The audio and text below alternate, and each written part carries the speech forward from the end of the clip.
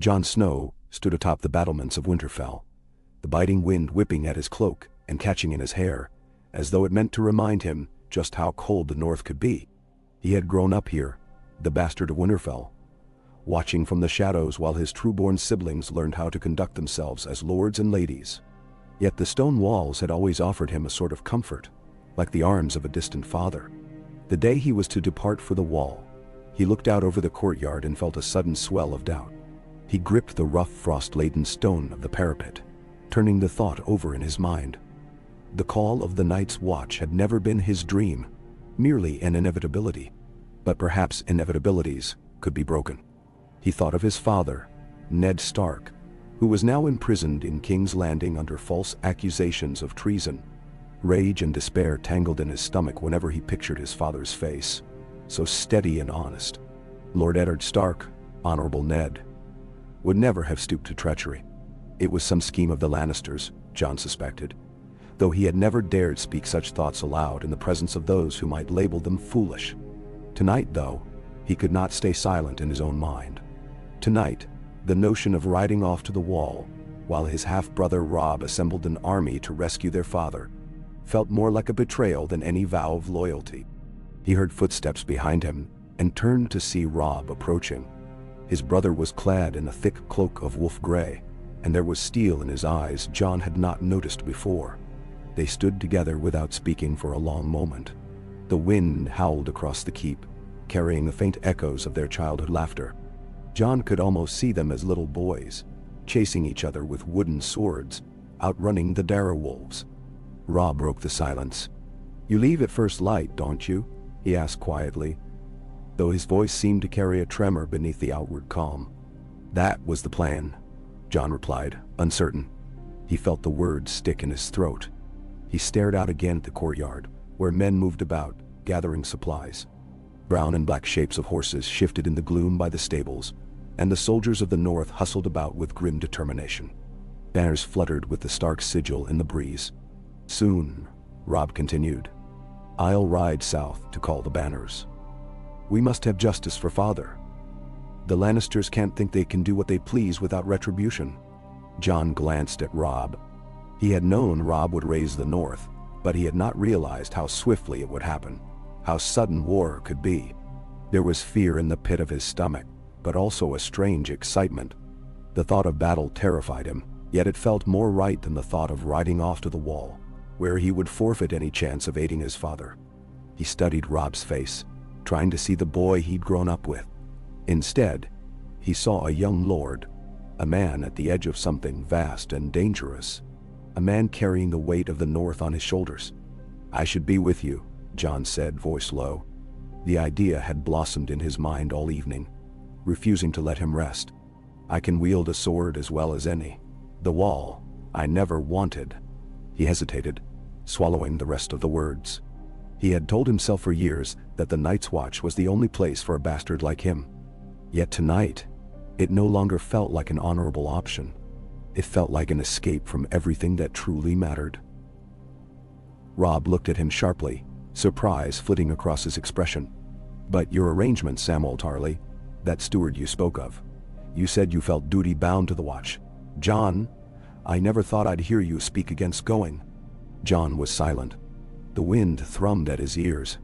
Somewhere below, a stable boy laughed, and the sound jarred him from his swirling thoughts. He felt foolish wanting to join the war, yet he also felt guilty for not wanting to go to the wall. Guilt was a weight that had pressed on his heart his entire life. He had always tried to do the honorable thing, because that was the way to prove himself worthy of his father's name. But if Ned Stark was imprisoned, if there was a chance to win justice for him, how could Jon do anything else? "Maybe it's foolish," Jon said, pressing his lips together, "but I can't leave you alone in this, not now. Not while father is locked in the Red Keep." Robb's gaze was steady, searching Jon's eyes. "I'd be lying if I said I didn't want you beside me," Robb admitted. "You're my brother. More than that, I know your skill with a sword. Every man who can swing a blade is needed. I feel the weight of all this, Jon. The men look to me like I'm already their lord, but I'm just..." He broke off, then bowed his head and lowered his voice. "I'm scared I won't be able to do it alone. If you stayed..." if you fought with me. But the Night's Watch, once you vow, you can't take it back. If you break your vow, you'd be named a deserter. Jon's hand tightened on the cold stone. Once you vow, you can't take it back. But he hadn't sworn the oath yet. He was still free, in principle, even if his arrangements were nearly set. The vow was more than words. It was a life. Once he said them, the wars and the politics of the realm would be no concern to him. He'd be duty-bound to be fatherless, familyless, only loyal to the Night's Watch. The finality of that toll threatened to crush him. If I haven't spoken the words, Jon began, then there is no oath to break. Robb's expression flickered with gratitude and worry, as if the words were too enormous to unpack all at once. Are you certain? Jon nodded slowly, his jaw clenched. He did not speak the swirl of reasons, that father needed them, that the entire realm was on the brink of chaos, that the Lannisters could not be allowed to hold Ned Stark's head over the parapets of the Red Keep. I'm certain, he said. I won't go. I'll ride with you. If the realm calls us traitors, so be it. I'll be traitor to the Iron Throne if it means saving father. Nisisndai. A wry smile ghosted across Robb's lips. We will get him back, Jon, one way or another. Night had fully fallen, the moon shining down on their quiet conversation. Clouds passed like ghosts across the silver glow. For the briefest instant, Jon wondered if the old gods would be disappointed in him.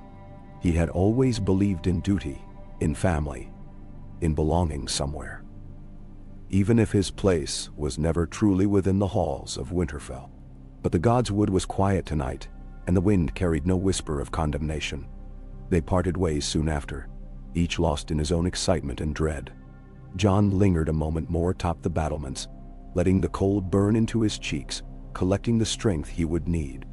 He gazed out at the black silhouettes of the trees, the flickers of torchlight along the walls, and tried to memorize every detail. War was at their doorstep, and nothing would remain the same.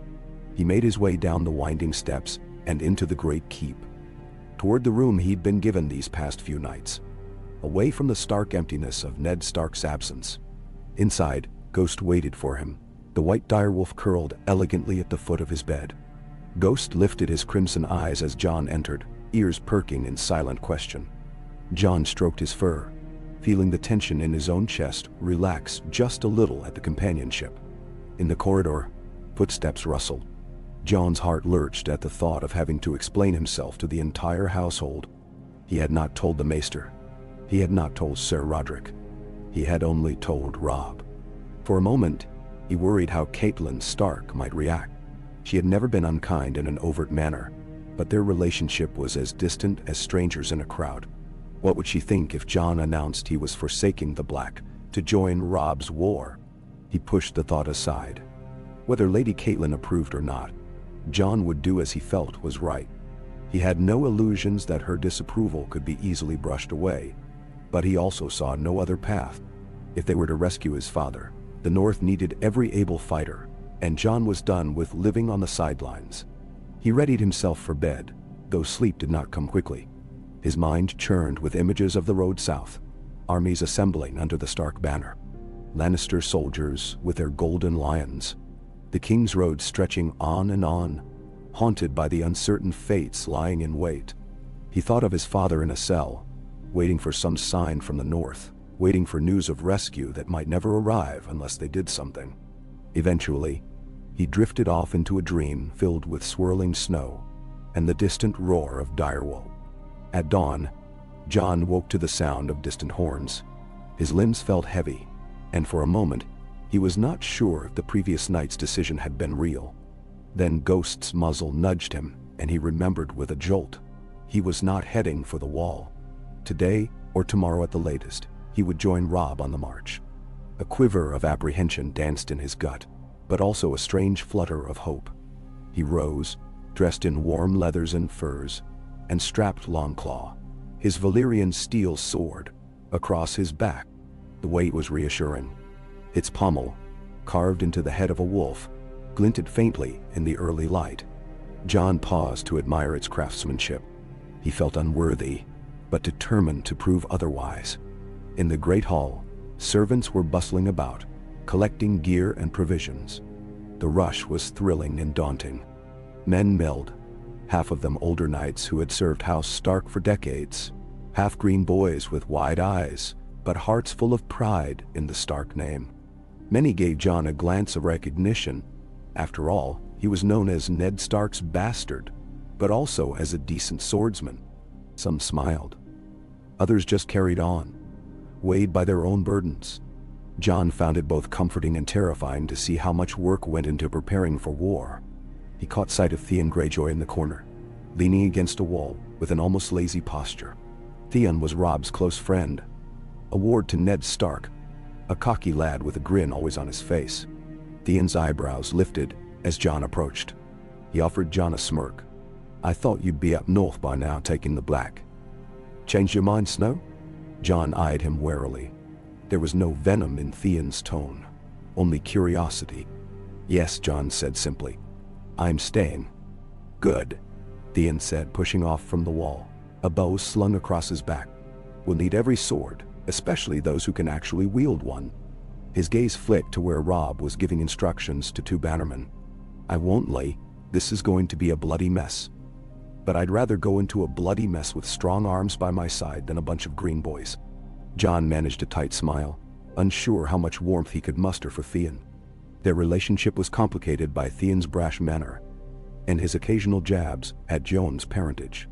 Still, in that moment, Jon sensed a genuine acceptance from him. War changes men, he thought. War also changes the shape of alliances, forging them in fire. He took a place at one of the trestle tables, breaking his fast with a hunk of bread and a bit of cheese. The great hall smelled of cooked oats and fresh bread. Servants hurried by with platters, and the entire place buzzed with tension. Jon recognized that tension well. The knowledge that this might be their last meal in Winterfell for a long time, or perhaps forever. Soldiers made quiet jokes, some letting out forced laughs. Others ate in silence, faces grim. Shadows danced in the torches along the walls. Catelyn Stark swept into the hall with measured steps. She wore a mantle of Gaia. Hakimons. Catelyn Stark swept into the hall with measured steps, her cloak gathered around her shoulders and her expression carved from stone.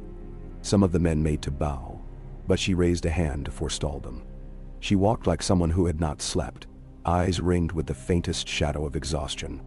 Jon watched her the way one might watch a gathering storm, uncertain of how hard the wind might blow. The hush that fell was not absolute. Dishes still clacked in the background, and quiet murmurs continued. But respect for the Lady of Winterfell coursed through the air. Jon felt his heart pound, recalling that he had not spoken to her yet about his decision to stay and fight. He had barely resolved it with Robb, and he wondered if Robb himself had told her, or if she remained in the dark. If she knew, how would she react? She glanced around, taking in the cluster of men who bowed their heads to her, and then strode toward Robb, who stood at the far side of the table. Her tone, though soft, carried. "My son," she said, "have you everything prepared?" Robb met her gaze steadily. Jon saw the hint of tension in his brother's mouth, a subtle sign of the weight he carried. "We're nearly ready," Robb told her. "The men will have everything loaded in a few hours. We'll leave tomorrow with sunrise if the weather holds." She nodded, not quite smiling. Her eyes drifted past Robb. They found Jon, and for a moment, something flickered in them. Surprise, or perhaps confusion. She moved past Robb and came to stand in front of Jon, who rose from the bench. He felt keenly aware of his sword strapped to his hip, and of the few onlookers who tracked every moment of this exchange. "Jon," she said, voice carefully neutral. "I had thought you would be on the road north by now. Did you change your plans?" Jon met her gaze. Some old, habitual deference within him wanted to lower his eyes in her presence, but he did not. He could not. Not today. "Yes, my lady. I've decided to remain in Winterfell, or rather, to ride south with Robb." Her shoulders stiffened. He braced himself for whatever might come. But instead of the overt anger or condemnation he half expected, Catelyn's expression remained unreadable. "I see," she said. May I speak with you? Her gaze darted over the men in earshot. Privately? John inclined his head, aware that his pulse thudded in his throat. He glanced once at Robb, who gave him a small nod of encouragement, then followed Lady Caitlin out of the great hall. Ghost padded at his heels, silent as a phantom. Passing through a narrower corridor, they stepped into a quieter chamber that looked out upon a small courtyard. The windows admitted a cold, grayish light. A single brazier glowed in the corner, throwing long shadows across the stone floor. Lady Caitlin stopped and turned to face John. He set his stance firm, refusing to shrink into the background, as he might have done in his boyhood. Ghost lingered close, ears perked, not threatening but watchful. John waited for her to speak first. When she did, her voice was soft but threaded with tension. Why are you still here, Jon Snow? I was under the impression that you had made your choice to join the Night's Watch. I wished you no ill in that decision. But if you wish to stay, if you wish to ride with my son, I need to understand why. John inhaled carefully. He tried to choose the words that would best explain a decision that felt more like a compulsion than a choice. My lady, I intended to join the Watch out of a sense of duty, because it was expected. My father is imprisoned in King's Landing on false charges, and war is upon us. I can't... He paused, feeling his throat tighten. I can't take vows that will bind me away from my family. I cannot ride off while there's still hope we might save him. The lines around her eyes deepened. She reached toward the narrow window, as if to steady herself against the sill. Your father, she echoed, a faint tremor in her voice. You mean Lord Eddard? She fixed him with that same inscrutable gaze. He is my husband, yet I have no illusions that you think of him as yours. But I know you've loved him. I've never doubted that, John. Love is not something you can turn off like a faucet. You truly believe you can help Robb in this war? Yes, John said firmly, surprised by the conviction in his own voice. I have trained my whole life. Sir Roderick might say I'm among the best swordsmen in Winterfell. Aside from Robb, I can protect him, protect Bran and Rickon if they remain behind. There's more than one way to serve the family. Caitlyn's gaze flickered at the mention of Bran and Rickon. My younger sons will stay here. There must always be a Stark in Winterfell. And with Robb marching south, that leaves... She stopped, swallowing, a ripple of grief momentarily cracking her composure. She pressed her lips together and turned back to John. What do you expect from me, John? If you think I will openly cheer your choice, that's something I cannot do. Your presence has always been difficult for me. You remind me of... Another pause, weighed down by the unspoken name of Jon's unknown mother. But I do not wish harm upon you, nor do I desire to see you throw your life away. War can be cruel. John took a breath. I'm prepared for whatever war brings. I'd rather face it than hide. Her expression softened a fraction, though not with warmth, more with resignation. Then do as you will. I'll not stand in your way. War requires every hand, every sword.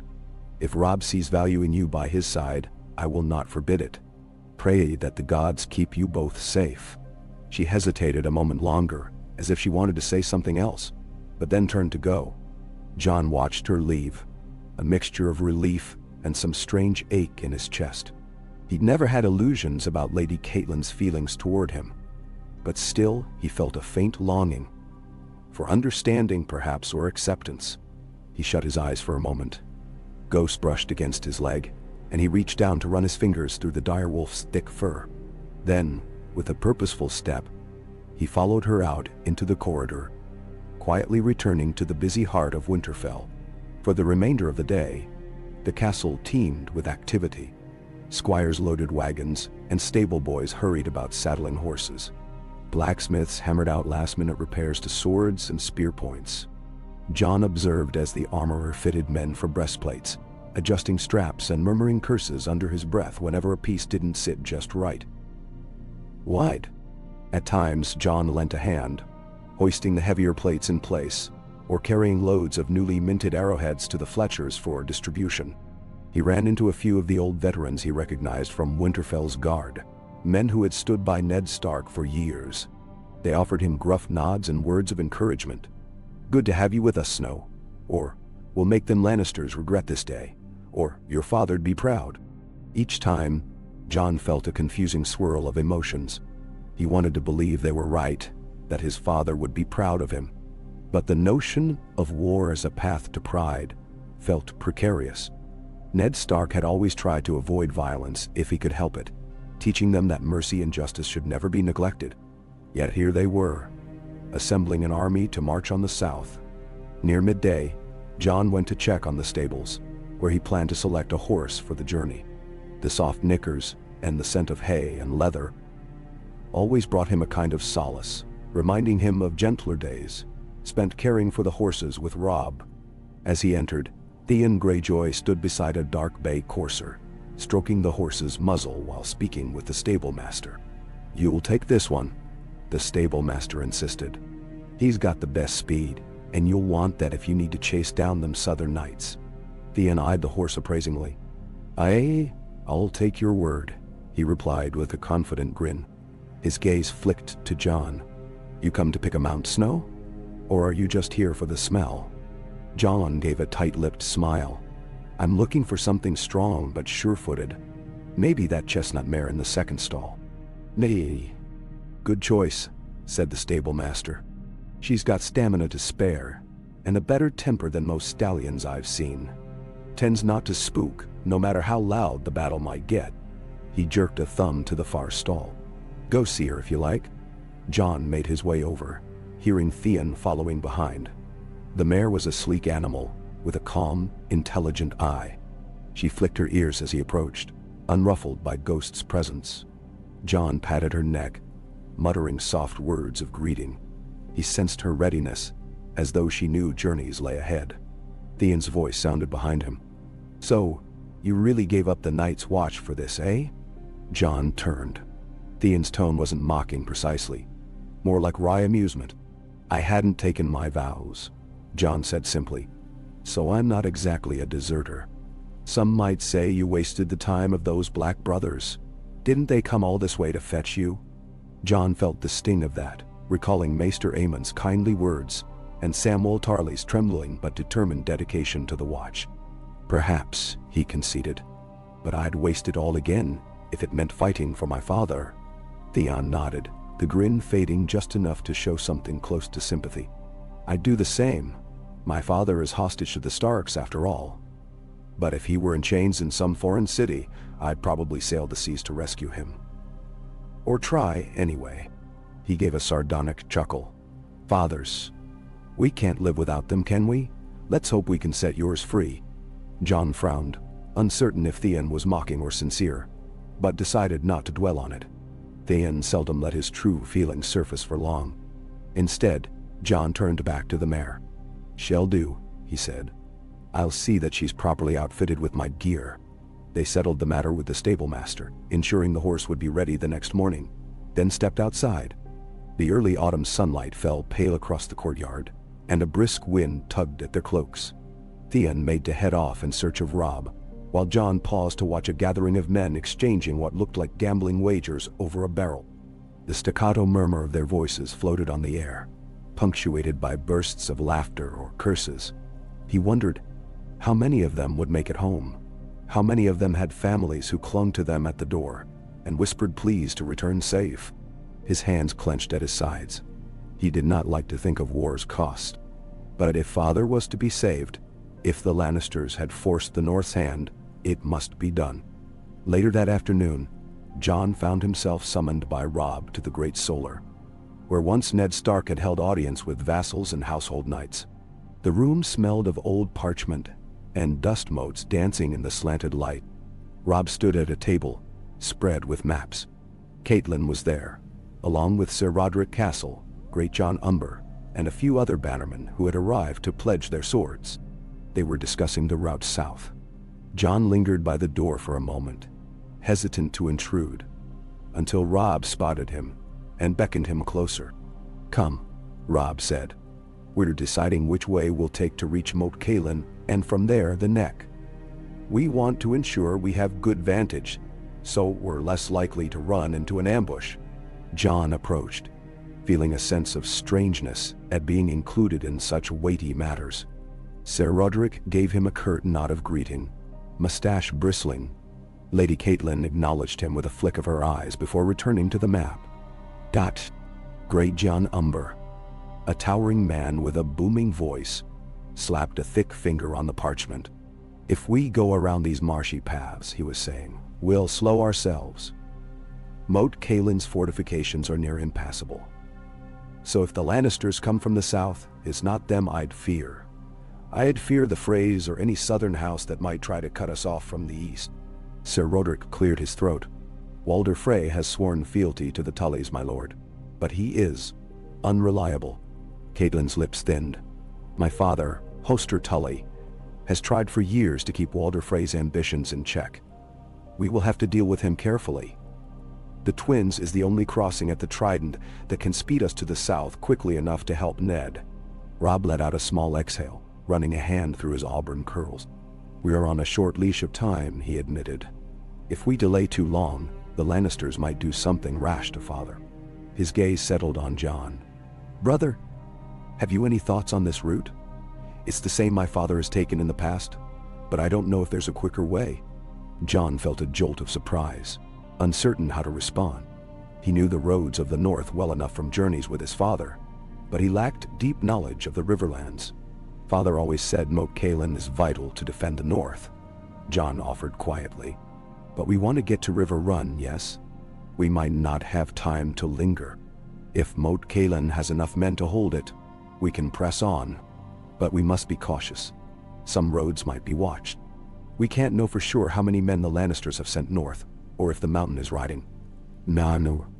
The mention of the mountain brought a grim hush to the room. Sir Gregor Clegan's atrocities were well known, especially in the Riverland. But Great John Umber broke the silence with a hearty snarl. The mountain is but one man, he roared, and I hear he's big as a bull but not half as smart. Our Northmen can take him on. The question is numbers. If Tywin Lannister has a legion at his back, we may need to gather more swords. We have some men from the Tallhearts and the Glovers, Robb said, and we will gather more from the smaller houses as we go. If we move swiftly and treat with Walder Frey, we can cross at the Twins. Then we join forces with my mother's kin at River Run. He looked to Caitlin, who gave a tight nod of agreement. John listened carefully, committing the plan to memory. A wave of nervous energy crackled in his veins. This was no small expedition, no band of riders on a quick journey. This was war, and they spoke of tens of thousands of men, supply lines, alliances. He forced himself to focus, to keep gleaning every bit of knowledge he could. He was here now, and he had to be ready to do his part. When the meeting ended, the men filed out. Robb lingered, discussing a few last points with his mother and Sir Roderick. John started to follow, but Robb beckoned him over. Stay a moment, he said. I want a word. The others made themselves scarce, though Lady Caitlin cast a curious glance back before departing. Once the door closed, Robb leaned against the table, arms folded. I told Mother we want you with us, Robb said quietly, and that you're resolved to fight. She seemed measured about it, not pleased, not angered, more like she's come to terms with things she can't change. No. John nodded. She spoke with me this morning. She gave her blessing in a sense, or at least she won't stand in the way. That's better than I feared, Robb admitted. He tapped his fingers against his arm. Thank you, John. I know the watch might have been simpler, safer in some ways. I doubt the wall is safe, John murmured, thinking of the stories old Nan used to spin, tales of others and wildlings. But it was duty that led me there. Perhaps that was the wrong notion of duty. My father needs me, and you need me, and the North needs to stand together. Then, Robb's blue eyes flickered with gratitude. That we do. Come, we'll have dinner with the men. Tomorrow at first light we ride. That evening the hall was filled with the clamor of men and boys eager for the march. Long tables groaned under the weight of roast venison, turnips, crusty bread, and flagons of ale. Even in these solemn times, a hint of feasting brightened the mood, as if the men knew it might be their last good meal in a while. Torches flickered on the walls, and somewhere a fiddler played a somber tune that was quickly drowned by laughter and boasting. John sat beside Robb at the high table, Ghost at his feet, quietly listening to the swirl of conversation. Men talked of the future, of potential alliances, of the might of the Lannisters, and how they would stack up against the fierce Northmen. Some were anxious, though they hid it behind loud jokes. Others were grim and silent, picking at their food and glancing nervously at one another. John recognized fear in their eyes, though they tried to mask it. He himself felt a tightness in his gut. He had never faced a real battle.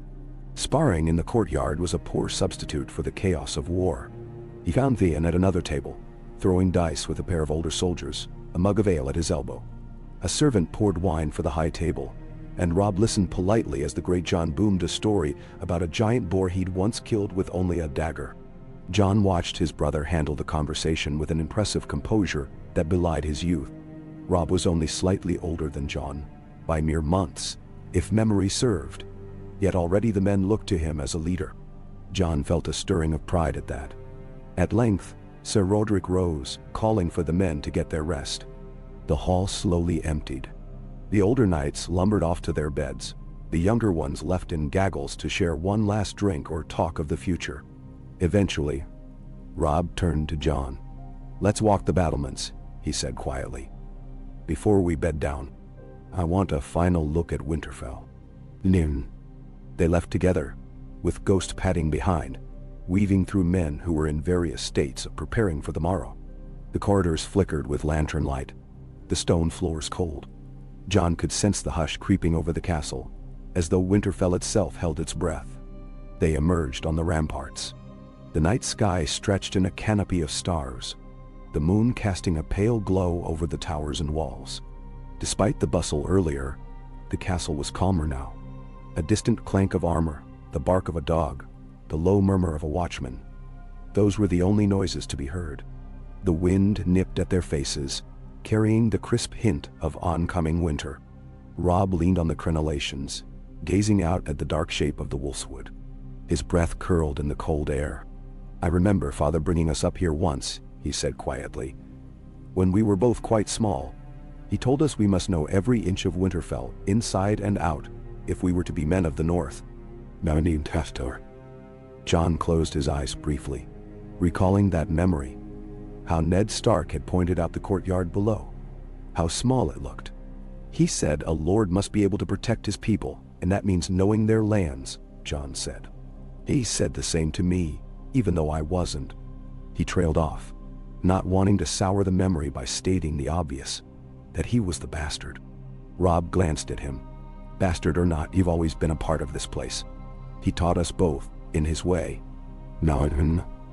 John nodded, feeling a pang of longing. He clung to the hope that they might save their father. The alternative was too awful. For a moment, they stood in silence, each haunted by thoughts of what lay before them. Soft footfalls broke the quiet.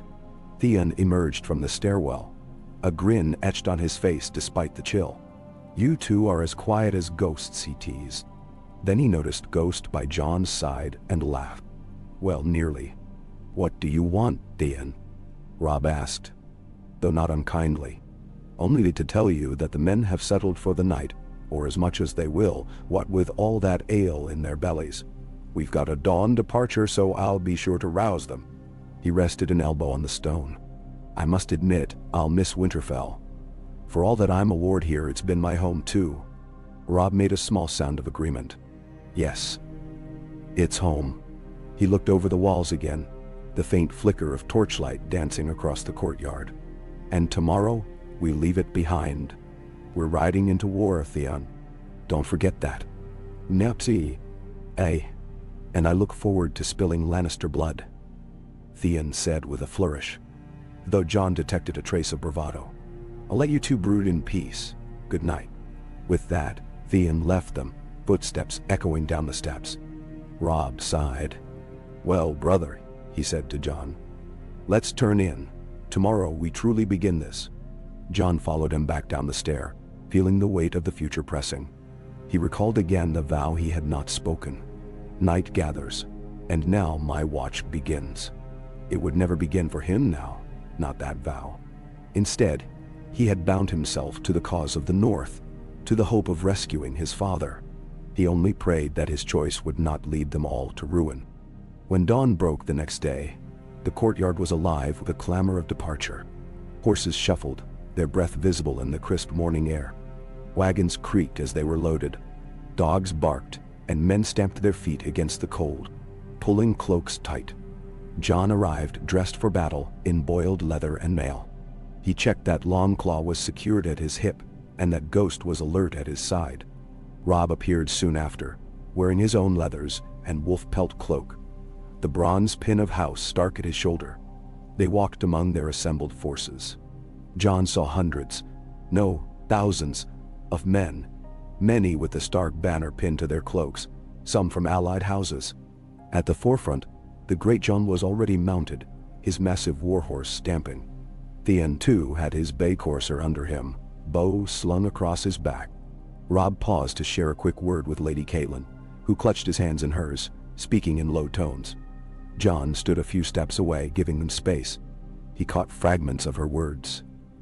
"Be safe, bring him home." And then Caitlin pressed a kiss to Robb's forehead, her cheeks pale.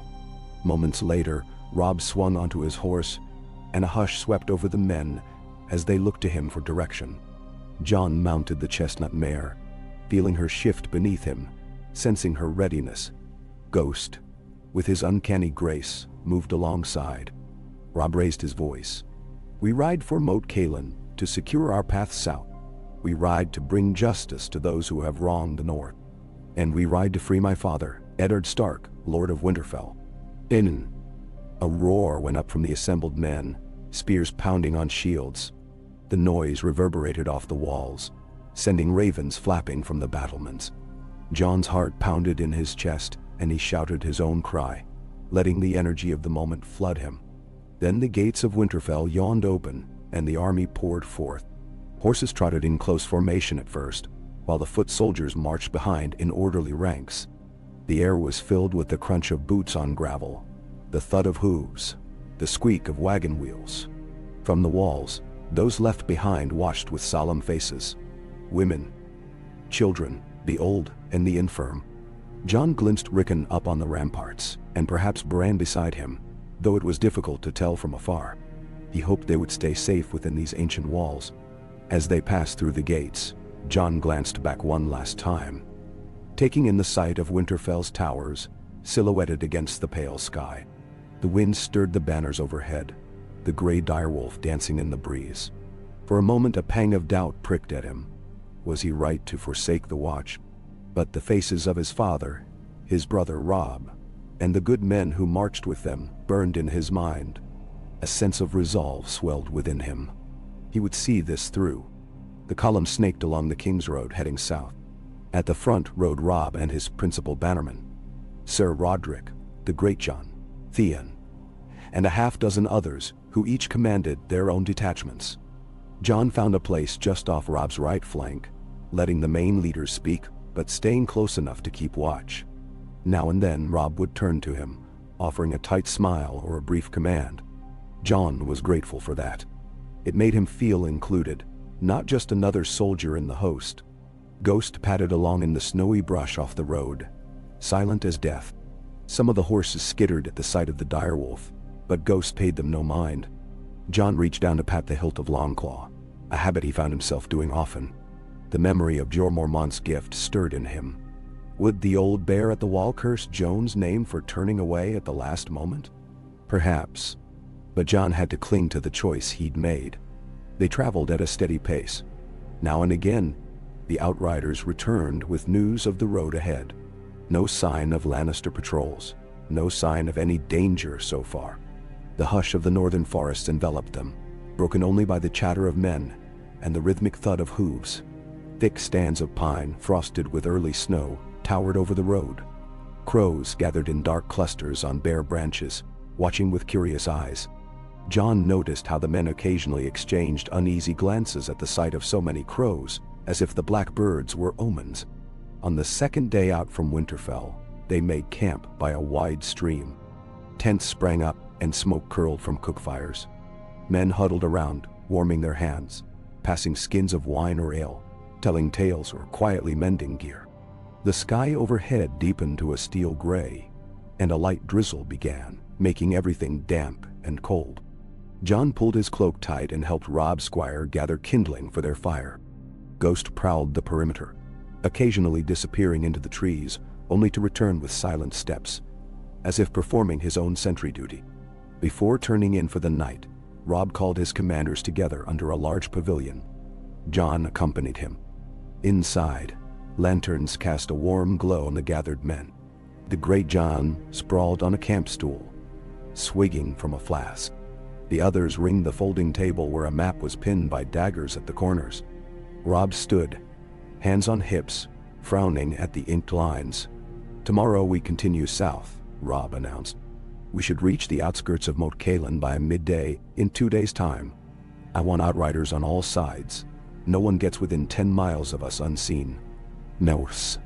One of the lesser lords asked a question about supply lines, and Robb delegated the matter to Sir Roderick, who had overseen logistics for years in Winterfell. Then Theon spoke up.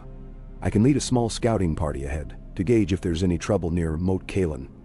Perhaps we'll smoke out any bandits or stray Lannister men, though I doubt they've come this far yet." Robb nodded thoughtfully. "Take a few good riders. And remember, Theon, if you spot any sign of a real threat, return at once. Don't play the hero." Theon smirked. "I'll be back before nightfall, hopefully with a few souvenirs if there are any fool Lannisters lurking." His confidence was unwavering, dangerously so, Jon sometimes thought.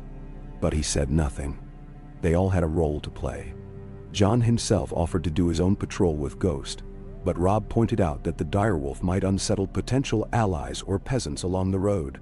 "We don't want to scare them into running for the hills," Robb said with a faint grin. "Let's keep Ghost close until we're in friendlier territory." Jon acquiesced.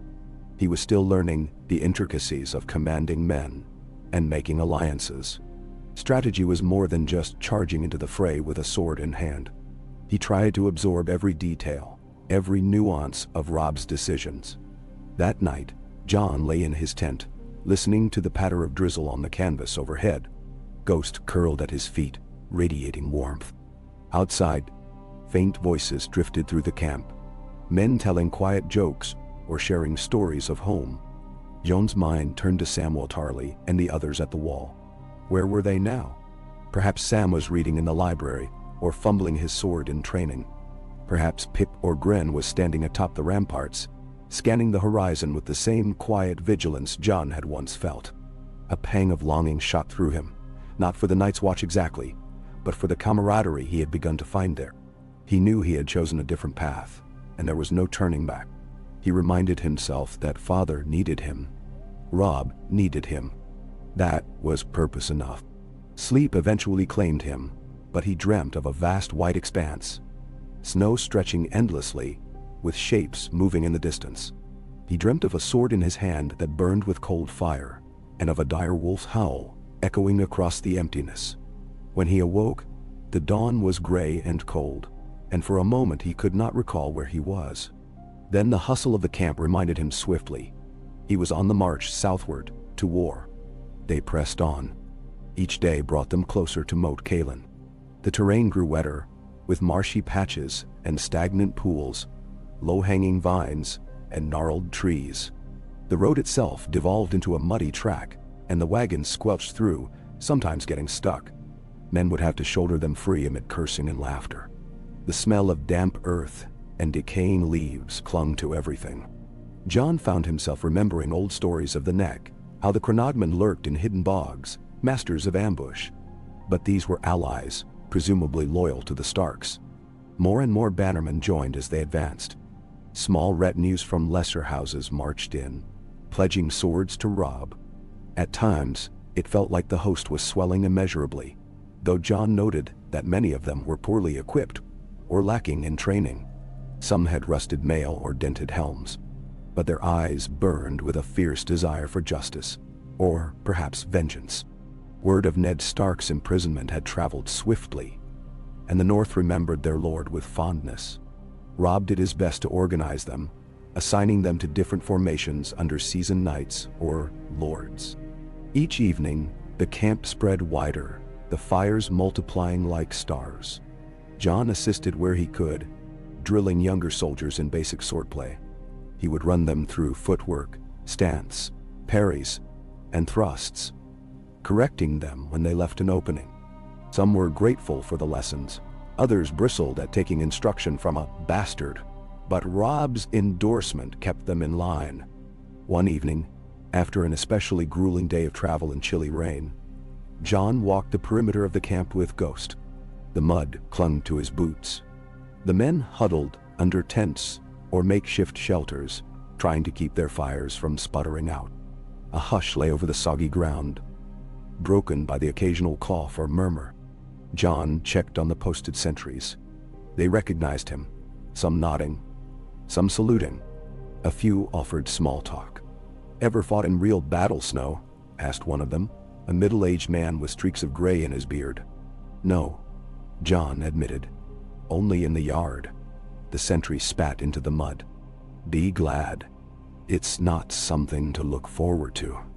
But if the time comes, keep your shield up and your wits about you. The first charge can scare the piss out of a man, but you'll live if you keep your head." "No." Jon thanked him for the advice and carried on, Ghost sniffing at puddles. He thought about what the man had said. He both feared and yearned for the moment of actual combat, if only to prove himself, to prove that all his training, all his lessons were worth something. But beneath that was a deeper dread of the unknown. Steel met steel in the yard, but there were rules, a code. On the battlefield, men died screaming in the mud, trampled by horses or cut down by arrows. The brutality of it knotted his stomach. When he returned to the main part of the camp, he found Robb beneath a small canopy, poring over a map with Theon. Torchlight flickered on their faces. Jon approached, glancing at the worn parchment. The edges were water-stained, the ink smudged from the damp. "We'll come upon Moat Cailin by midday tomorrow," Robb said, barely looking up. Theon's outriders saw no sign of Lannisters, though they saw a few odd shapes in the distance. Likely just marsh deer. "I've sent another party to circle around to the west and ensure no one tries to sneak behind us." "Never mind." Jon nodded. "Are we expecting to linger at Moat Cailin?" "Just long enough to ensure it's manned," Robb replied. "We'll leave a garrison, maybe 1,000 men, to hold it in case the Lannisters try to push up. Then we continue to the neck, cross into the Riverlands, and from there, the Twins. Once we cross the Green Fork at the Twins, we make for River Run." "And if Walder Frey won't let us cross?" Jon asked, recalling the rumors of that cantankerous lord's fickle nature. Robb's mouth tightened. "Mother will handle that. She believes he'll let us, so long as we promise certain concessions. The Freys always want something. If it ensures we reach father in time, I'll pay it." Theon snorted. "Lord Walder Frey, a man as slippery as an eel. An eel that we need," Robb said, folding the map. "So be careful with your jokes, Theon." Then he looked at Jon. "Get some rest, brother. Tomorrow is another long day."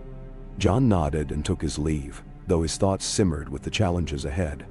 The memory of Ned Stark's face lingered in his mind, spurring him onward. The next day, they broke camp early. The marshland gave way to drier ground, and by mid-morning, the ancient towers of Moat Cailin rose out of a swampy mist. 3 stout towers, one partly collapsed, loomed over the causeway. Moss and lichen clung to the stone, giving it a mottled appearance of green and gray. Old, broken walls sprawled out on either side, half sunken in the mire. Soldiers from House Reed were stationed in the area, and their banners, an alligator spearing a man, or so the crude embroidery suggested, fluttered in the damp breeze. Their approach caused a stir among the watchmen on the ramparts. Horns sounded, echoing across the bog. Soon, a lanky man with a frog-speared banner rode out to meet them, water dripping from his cloak. "Greetings, my lords," he called. "We keep Moat Cailin for House Stark." Robb spurred his horse forward. "I am Robb Stark, calling the banners for war. My father, Lord Eddard, is held by the Lannisters. We intend to march south and free him." The lanky man bowed in the saddle. "Our lord is Howland Reed, loyal friend to your father. We are yours to command, my lord.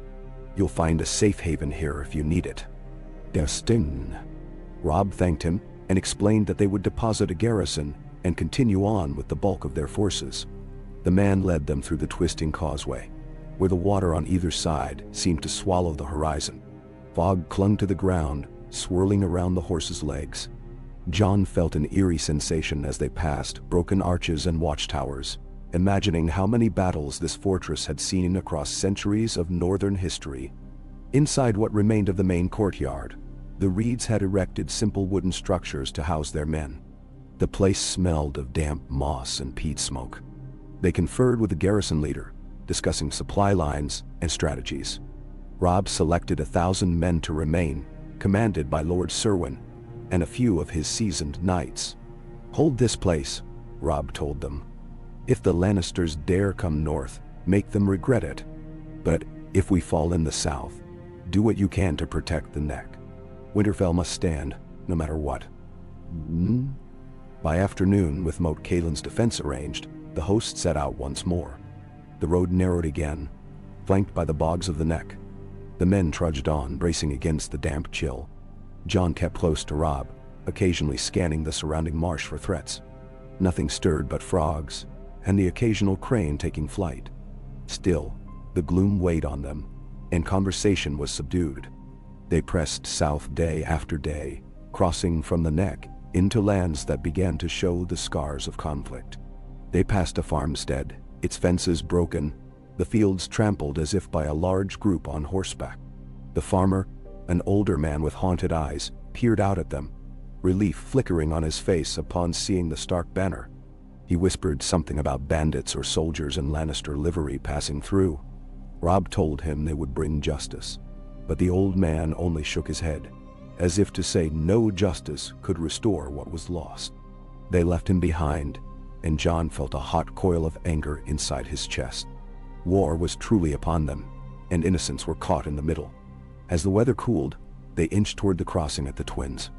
Rumors abounded of Walder Frey's demands that he would require promises of marriage, or wards, or gold. Some men grumbled that the Freys were more trouble than they were worth, but still they marched on. Each night, the tension grew. They were venturing beyond the relative safety of the north now, into the contested riverlands. Every day brought them closer to conflict with the Lannisters. Jon's dreams grew restless. Sometimes he dreamt of Winterfell covered in snow. Sometimes of a direwolf running through darkness, the taste of blood in its mouth. He woke with sweat on his brow, heart pounding. He would reach for Longclaw, and ghosts would stir by his side, ears pricked. Each morning, he forced himself to focus on the tasks at hand. Forging alliances, drilling men, learning from Robb's counsel. The swirl of war left him little time to dwell on nightmares. One evening, when they were but 2 days' ride from the Twins, Robb summoned Jon to a council of war. Catelyn Stark had rejoined them, her presence a reminder of what was at stake. Ser Rodrik was there, and Theon lounged in a corner, arms crossed, eyes gleaming with impatience. "We need to send an envoy to Walder Frey," Robb said, looking around the lamplit tent. "I propose that Mother and I go.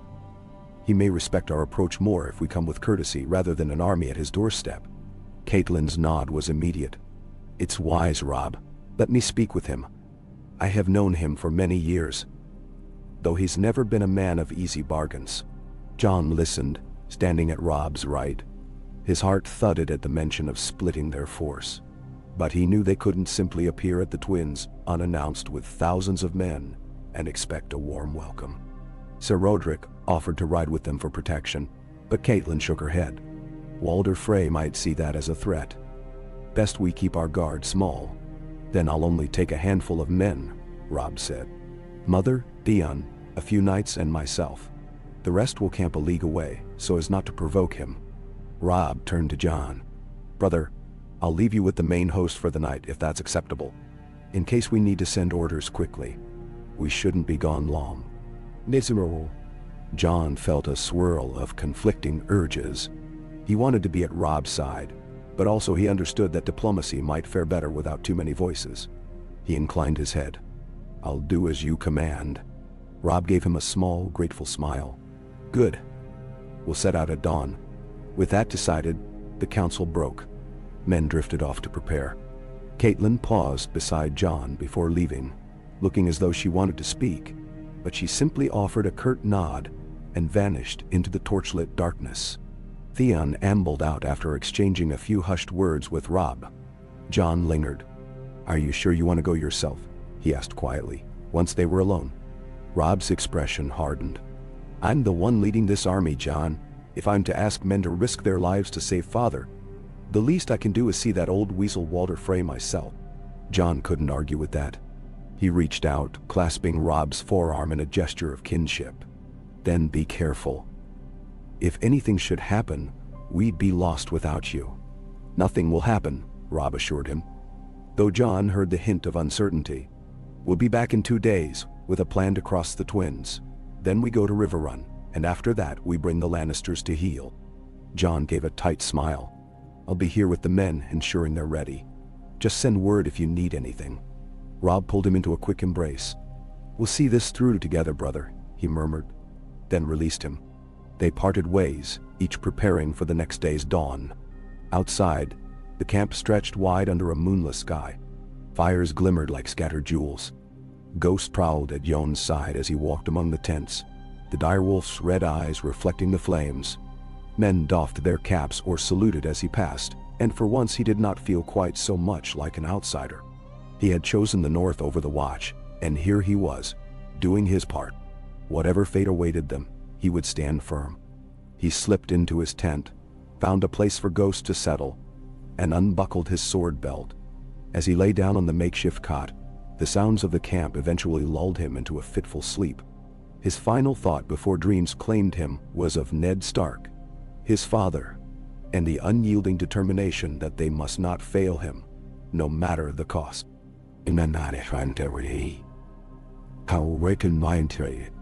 John stood on a small rise overlooking the wide sweep of tents. Dawn had come ghost pale in the east, and mist clung to the field like a restless spirit.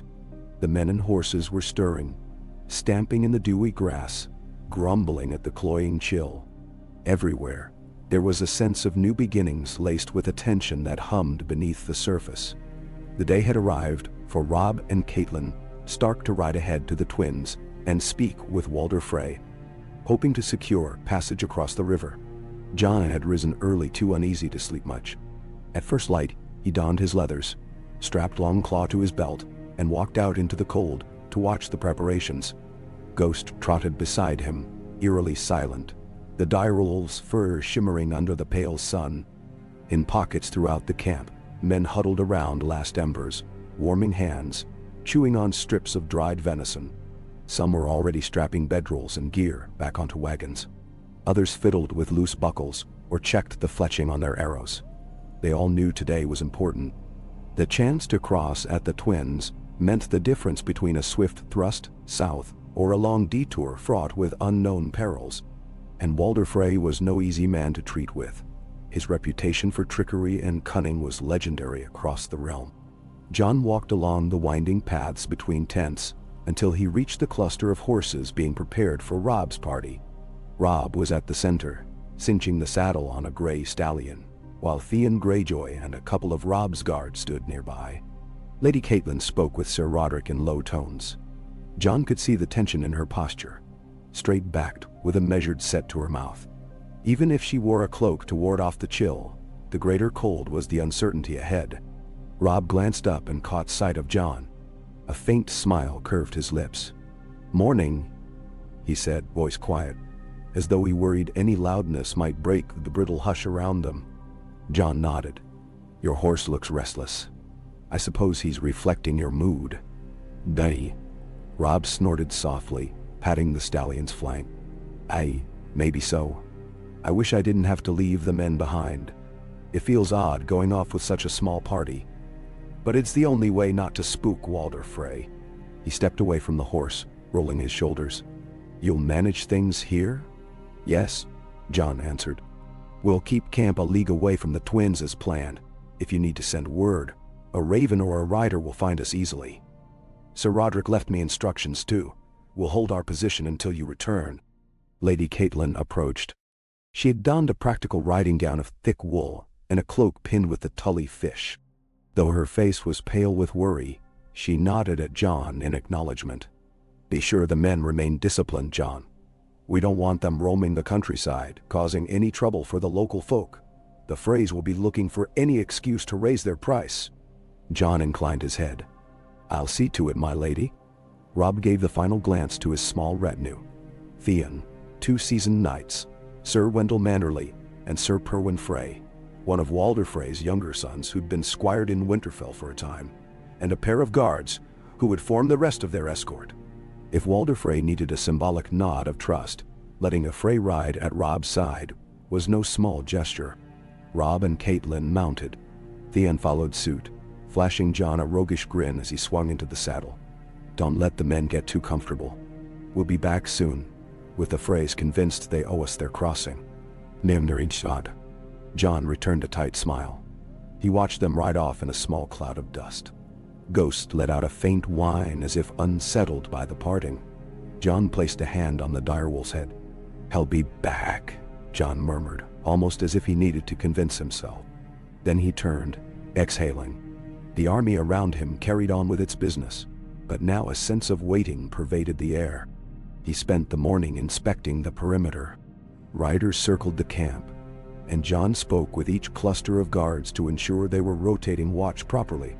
The land around them was open fields interspersed with low hills, dotted here and there with stands of trees that had turned half bare as autumn advanced. A few crows wheeled overhead. John's breath misted as he consulted with the older men, verifying that no suspicious parties had been sighted. The only travelers they had encountered in the last few days were a group of peasants fleeing rumored violence deeper in the riverlands, ragged and hungry. Robb had given them leave to pass freely, offering them a little food. The sight of them lingered in John's mind, a reminder that war ravaged all. By midday, the sun pushed aside the clouds, giving a thin warmth. Some of the men strung up lines to dry damp cloaks and bedrolls. Others used the lull to sharpen swords and polish armor. John found himself oddly restless, longing for some challenge to keep his mind focused. Whenever he paused, his thoughts drifted to Robb and Lady Caitlin at the twins. Picturing Walder Frey's cunning eyes, what demands would he place on them? Would they have to give up hostages, or promises of marriage alliances, or gold? Would the crossing even be allowed? As he walked, he heard occasional murmurs among the soldiers. Some said the Freys were traitors. Others insisted that old Walder Frey would never break faith with the Starks outright. John realized how little he knew of the old man personally. He remembered Walder Frey's visits to Winterfell had been few and far between, and he, John, had rarely been acknowledged in such company anyway. Bastards are seldom introduced as honored guests. After making his rounds, he found Sir Roderick, who sat on a camp stool near a wide table of maps, rubbing his mustache as he studied routes. The old knight looked up, relief on his face. "John, come sit. My eyes are crossing from staring at these blasted lines. Is there any news?" John shook his head, dropping onto a bench. "Nothing. All quiet. No sign of Lannisters anywhere near us." Sir Roderick sighed. "Let's hope it stays that way, until we can cross. With any luck, Robb and Lady Caitlin will return by tomorrow, or the next day at the latest." Namchi. John ran a hand over the map's edges, glancing at the shape of the trident and the roads that branched like veins across the land. River Run lay to the south and west, and between it and them stood the wide river with the twins perched on either bank, connected by that fortress-like bridge. John could see why it was so strategic. "If this fails," John murmured, tapping the place on the map, "we'd have to go around or try to ford the river somewhere else. But that would take days, maybe weeks, and we might run straight into the Lannisters." "None." "Indeed." Sir Roderick leaned back. "Pray it doesn't come to that." They spoke a while longer about supply lines and the continued loyalty of the houses in the neck, then parted. John strove to keep busy as the afternoon wore on, joining a few of the men for sword drills. It felt good to move, to parry and riposte, letting the physicality of it clear his mind. Men gathered in a ring, watching, cheering when a fair hit was landed. John faced off against a tall youth from House Lock. And though the boy was strong, Joan's footwork outmatched him. They crossed swords until both panted in the crisp air, sweat on their brows, the watchers stamping their feet in encouragement. When John finally disarmed the youth with a deft twist of his wrist, the lad flushed red but gave John a respectful nod. "Well fought," he muttered, wiping sweat from his face. John gripped his shoulder. "You're quick. Keep practicing those low feints Sir Roderick showed you. You'll improve." Encouraging younger soldiers felt strange. John realized he had always been the one learning, not teaching. Yet here he was, older than many of the recruits, and more practiced with a blade than most. He found an unexpected satisfaction in passing on knowledge, a sense of belonging. Still, the moment the excitement of sparring subsided, he was left with that old itch of worry. The day dragged on, and there was no word from Robb's party. Evening descended, painting the sky a pale gold streaked with clouds. Cook fires flared across the camp, and the smell of onion stew and roasting rabbits filled the air. Men lined up with tin bowls to receive their portions. John retrieved his own meal and settled near a fire with Ghost at his side. A handful of men joined him. A grizzled archer, a bannerman from House Mormont, and a younger fellow who'd run messages back and forth since leaving Mo Kalen. They talked in low tones about the upcoming battles, spinning half-truths about the Lannisters. The archer insisted that Tywin Lannister's host was stuck near Harrenhal, while the younger one claimed to have heard rumors that Jaime Lannister was on the move near River Run. John only listened, stirring his stew absently. Gossip spread it in an army like grass fire, and half of it might be nonsense. He excused himself after a while, seeking a spot at the edge of camp where he could look out into the dark. Ghost accompanied him, ears pricked. Overhead, a crescent moon hung in the sky, and the distant trees were silhouettes against the gloom. Occasionally, the wind carried a faint rustling, but no more. John tried to remind himself that no news was good news. If something had gone horribly wrong at the Twins, a rider might have come by now. Even so, a little voice in his mind whispered anxious thoughts. He finally crawled into his tent. Sleep did not come easily. He drifted into half-waking dreams of crossing a narrow bridge, the waters below teeming with serpentine shapes. A voice on the far bank called his name, but when John tried to hurry forward, the bridge seemed to stretch ever longer, as though mocking his attempts. He awoke at intervals, cold sweat on his skin, only to fade back into fitful slumber. Morning came in a haze of gray light. Dew coated the grass. Cooks stoked fires for breakfast, handing out oats and bits of saltfish. Sir Roderick was up early as well, rubbing a hand over his mustache in a gesture John now recognized as worry. John asked after news, but there was none. The men resumed their daily tasks, caring for the horses, patrolling the perimeter, checking gear. By mid-morning, a rider spotted a small knot of mounted men approaching from the north. The camp stirred with excitement as horns gave a welcoming call. Joan's pulse quickened. He hurried to the edge of the pickets, scanning the distance. The shapes drew nearer. He counted 4 riders. One carried the Stark banner, but Robb was not among them. He felt his stomach drop. The small group clattered into camp, horses lathered with sweat. The leading man was a scout John recognized, one of Theon's outriders. The man's eyes were bright with fatigue. He dismounted and bowed his head to John and Sir Roderick, who had arrived from the other side of the camp. "My lords," the scout said breathlessly, "I was sent ahead by Lord Robb. He and Lady Catelyn remain at the Twins. There's progress, but Walder Frey is playing his games. Lord Robb wishes to send word that negotiations continue. He apologizes for the delay and instructs you to keep the camp here another day, perhaps 2. He hopes to finalize terms soon." "1." Sir Roderick gave a curt nod. "Did Robb say what Walder Frey demanded?" The scout grimaced. "Only that the old man has no shortage of requests. The details I do not know, but it involves future alliances, and possibly—" He cleared his throat, eyeing John uncertainly. "Well, I heard talk of marriage pacts." John felt a spike of unease. Walder Frey was known for having dozens of offspring, each rumored to be more eager than the last to secure a good match. Was that the price he asked of the Starks? The thought made John's jaw clench, but he held his tongue, remembering that it was not his place to question such decisions. He only prayed that Robb and Lady Catelyn could navigate Frey's demands without losing their dignity, or time that might cost Ned Stark dearly. Sir Roderick dismissed the scout to get some rest, then faced John. If Walder Frey requires a betrothal or hostages or both, there's little Robb can do but bargain. The crossing is that important. John nodded, feeling a mix of frustration and helplessness. We'll hold position. If we must remain beyond 2 days, do we risk running low on provisions? Mr. T. We have enough, provided we ration carefully, Sir Roderick answered. Though the men won't be happy about smaller meals, but better that than to starve further south. So they waited. Another dawn came and went. In the lull, John continued to train the younger soldiers. He drilled them until some cursed good-naturedly, sweat soaking their tunics. He organized the watch so that the perimeter would never be left with inattentive guards. Some of the men took to gambling with dice or playing at knucklebones to pass the hours. He checked on them often, ensuring fights didn't break out. Tensions in an army were like tinder.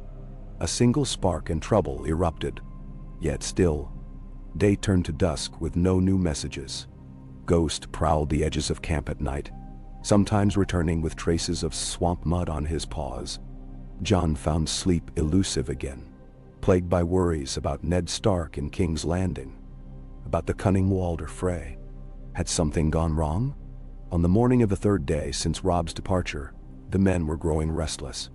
Whispers of what's taking so long, and are we crossing or not, spread like a foul smell.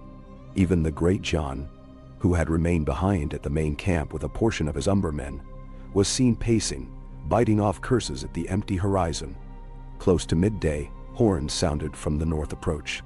A new rider arrived, bearing the Stark banner. This time, the returning party was larger. 6 men in the distinctive attire of the twins' garrison, leading an enclosed carriage rattling behind.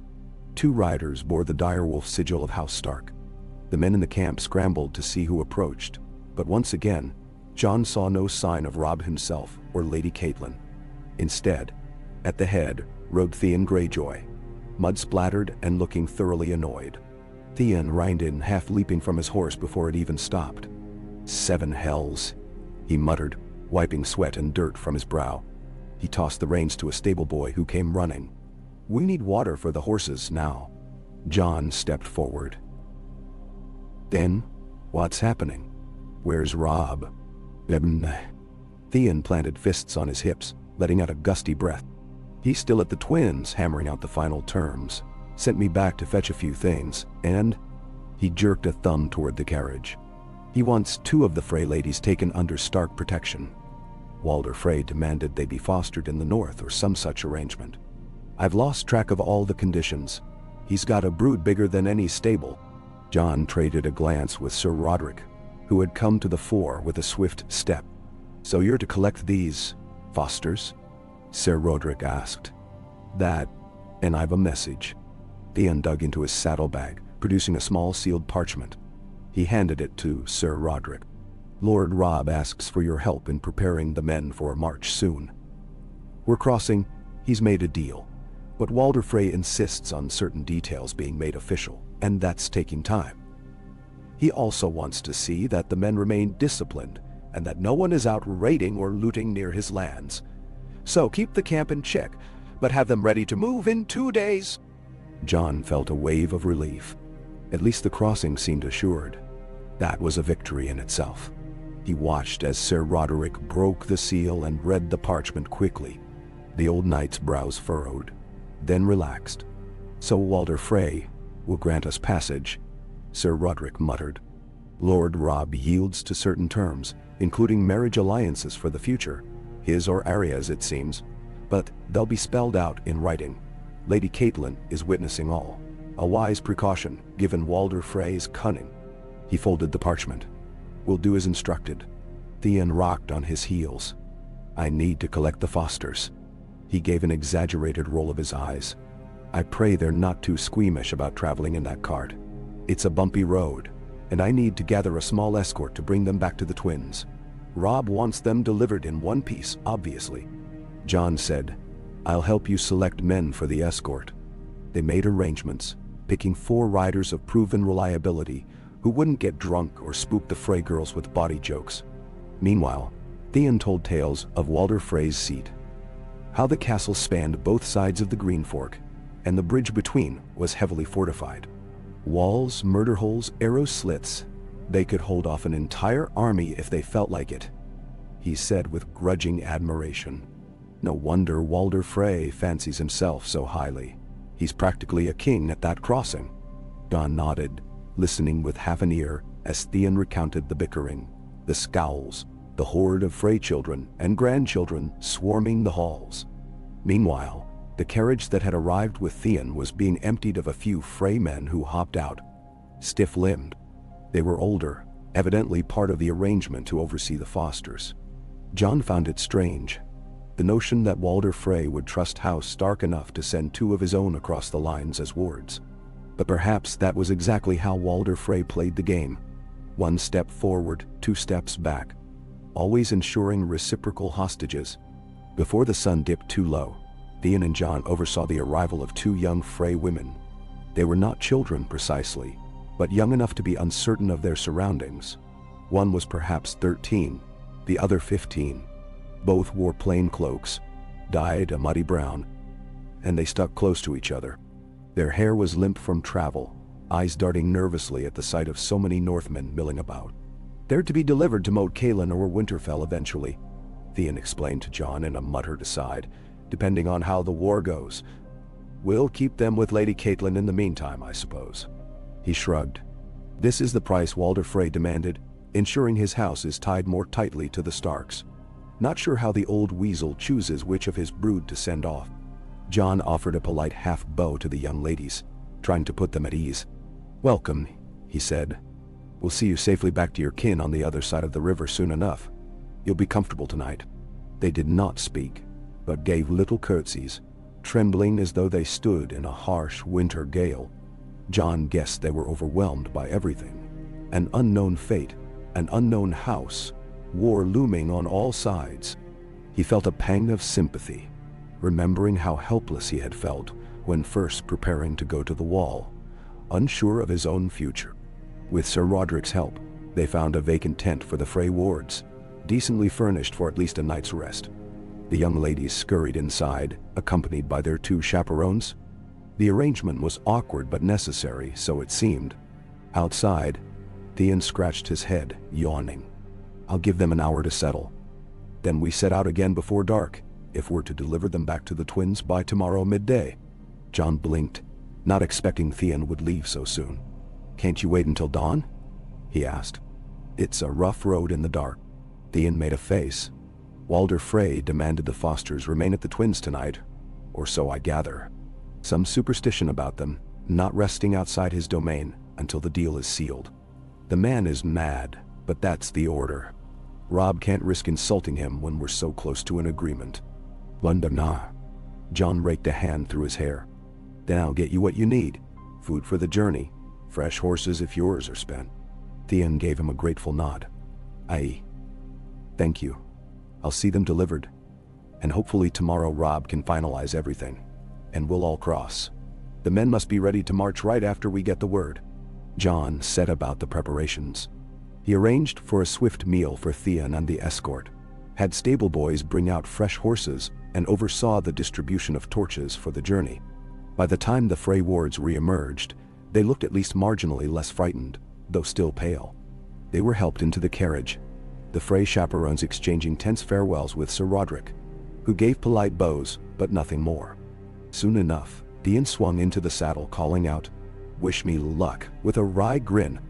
Then the small procession headed north, disappearing into the gathering dusk. Lanterns bobbed at the front and rear of the carriage, flickering like distant fireflies.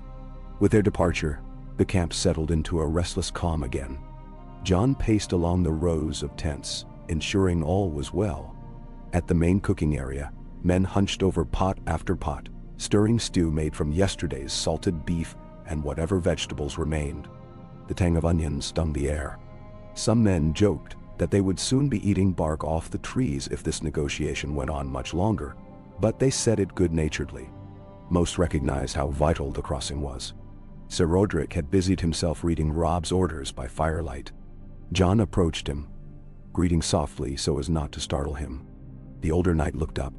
"I hope Theon's journey is safe," he muttered. "I'd hate for Walder Frey to use this as an excuse to shift demands again." John sat on a stump near the fire. Ghost circled once, then settled at John's side, muzzle on his paws. "If Walder Frey tries that, it'll be in bad faith," John said. "But from what we know of him, bad faith might be his motto. He's shrewder than a fox." Sir Roderick grunted in agreement. "Indeed. Let us hope Lady Catelyn can keep him from moving the goalposts yet again. One can only imagine how many children and grandchildren the man has wedged into that castle." "Bah." John stared at the flames, thinking of the Frey wards who'd just left. "How do you think Robb feels about all this? The possibility that Walder Frey might ask for his hand in marriage, or something like that." Sir Roderick's mouth turned downward. "I can't say. But at times, a lord must pay the price for victory in ways that have nothing to do with swords. If it secures our crossing, and ultimately helps us save Lord Eddard." He looked wearily at John. "Your father would have done the same if pressed." John nodded. He could not deny it. Ned Stark had always put the good of his family and people above his own desires. If Walder Frey demanded a marriage alliance to open his gates, Ned would have at least considered it, especially when time was short. War was a cruel teacher of compromise. Night fell, and again John tried to sleep. He found the hours long and the air stifling inside his tent. So he rose after some time and walked out under the stars. Ghost followed, silent as always. Sentinels patrolled. The glow of the half-moon revealed the outlines of wagons and tents. But beyond that, the landscape was inky black. The men who hadn't drawn watch duty tried to rest, though muffled voices and the occasional rattle of dice betrayed a few who lingered awake. John leaned against a wagon wheel, looking up at the wide sky, thinking of how all of this felt so surreal. Only a fortnight ago, he had stood atop Winterfell's walls, telling himself he was bound for the Night's Watch. Now he was here, in the thick of negotiations and war planning, waiting on the word of an ancient, self-interested lord who held the key to crossing the river. Would it have been simpler, in some ways, to be among the Black Brothers, far removed from these entanglements? Perhaps. Yet the thought of abandoning his father was more than he could bear. He had chosen this path. He would see it through. He might have stayed there until dawn, brooding, had Ghost not suddenly raised his head, ears twitching. John heard it too, the thunder of hooves, distant but growing. At once he was on alert, scanning the darkness. Soon, a guard's shout rang out, and torches flared near the perimeter. John turned in that direction. Was it Theon and his escort returning already? But why so soon? He hurried toward the commotion, ghosting through the tents, boots crunching soft earth. A handful of men had gathered at the northern edge of the camp, their torches casting dancing shadows. John slipped between them, Ghost at his side, and found a rider reining in, panting heavily, his horse lathered. John recognized the youth as one of the 4 men he had chosen to escort Theon's carriage. The rider looked half in shock, his eyes darting in the torchlight. "Easy," John said, stepping forward, placing a steadying hand on the horse's bridle. "Take a breath. Where's Theon?" The man swallowed hard, his voice rasping. "Gone into the twins. They made it there, no trouble. But Lord Robb sent me back with urgent news. He wants you to ready the host to march at first light tomorrow. The crossing is secured. The deal is done, but Walder Frey is pressing for speed. Lord Robb says we must move quickly, while the old man is in a compliant mood. Lady Catelyn says we dare not tarry, lest Frey changes his mind." "Ban?" John felt a rush of adrenaline. "So we cross tomorrow, not in 2 days' time." "Eh, my lord," the man gasped. "Lord Robb said to break camp at dawn and come to the twins by midday. We'll start crossing as soon as we arrive. No more waiting. Sir Roderick arrived on the scene, overhearing. "Then that's it, lad. We just march up to the twins, and Walder Frey will open his gates?" "Nee." The rider nodded, still catching his breath. "Yes, sir." Walder Frey agreed that once the Fosters returned safely and the marriage terms were put in writing, he'd let us across. The Fosters arrived just an hour past. Now he wants to see an immediate show of trust. Lady Caitlin wrote a letter that Lord Robb gave me. She urges you to come at once. This was indeed good news. John and Sir Roderick wasted no time. Within minutes, trumpets and horns were sounding across the sleeping camp, stirring men from their bedrolls with startled shouts. Torches flared as sergeants barked orders, telling everyone to pack. Wagons needed loading, tents struck, gear stowed. The men who'd been half awake from gambling or idle chatter jumped into frantic activity. John strode through the swirl, ensuring that officers directed their squads properly. The noise of the camp rose to a din. Curses, clatter, the ring of metal on metal. Horses neighed as stable hands hurried to tack them. Cook fires were doused. Bags of oats, barrels of salt fish, tents, cots, and everything else was heaved onto carts. The dryness in Joan's mouth reminded him that he hadn't drunk water in a while. He forced himself to take a moment to sip from a skin as he passed by, but there was no time to truly rest. Dawn was still hours away, yet if they wanted to be ready by first light, they had to work now. He glanced around for a sign of Great John Umber. The giant of a man was helping some of his own men roll up a massive pavilion, bellowing at them to hurry. When he spotted John, he gave a thumbs up. "We'll be good to go," he shouted over the commotion. "We'll be at the twins by midday, no doubt." John nodded, grateful for the great Joan's enthusiasm. With such lords on their side, they had a chance. He pressed on, weaving between wagon lines, checking that the drivers knew their positions. On one side, he spotted the cluster of Mormont soldiers, the black bear sigil stark on their cloaks. They were packing efficiently, muttering about how the terrain near the twins might be cramped for so large a host. On the other side, men from House Glover strapped barrels closed. The swirl of activity was dizzying, but it also invigorated John. At last, after days of tension, they were moving forward. Night wore on.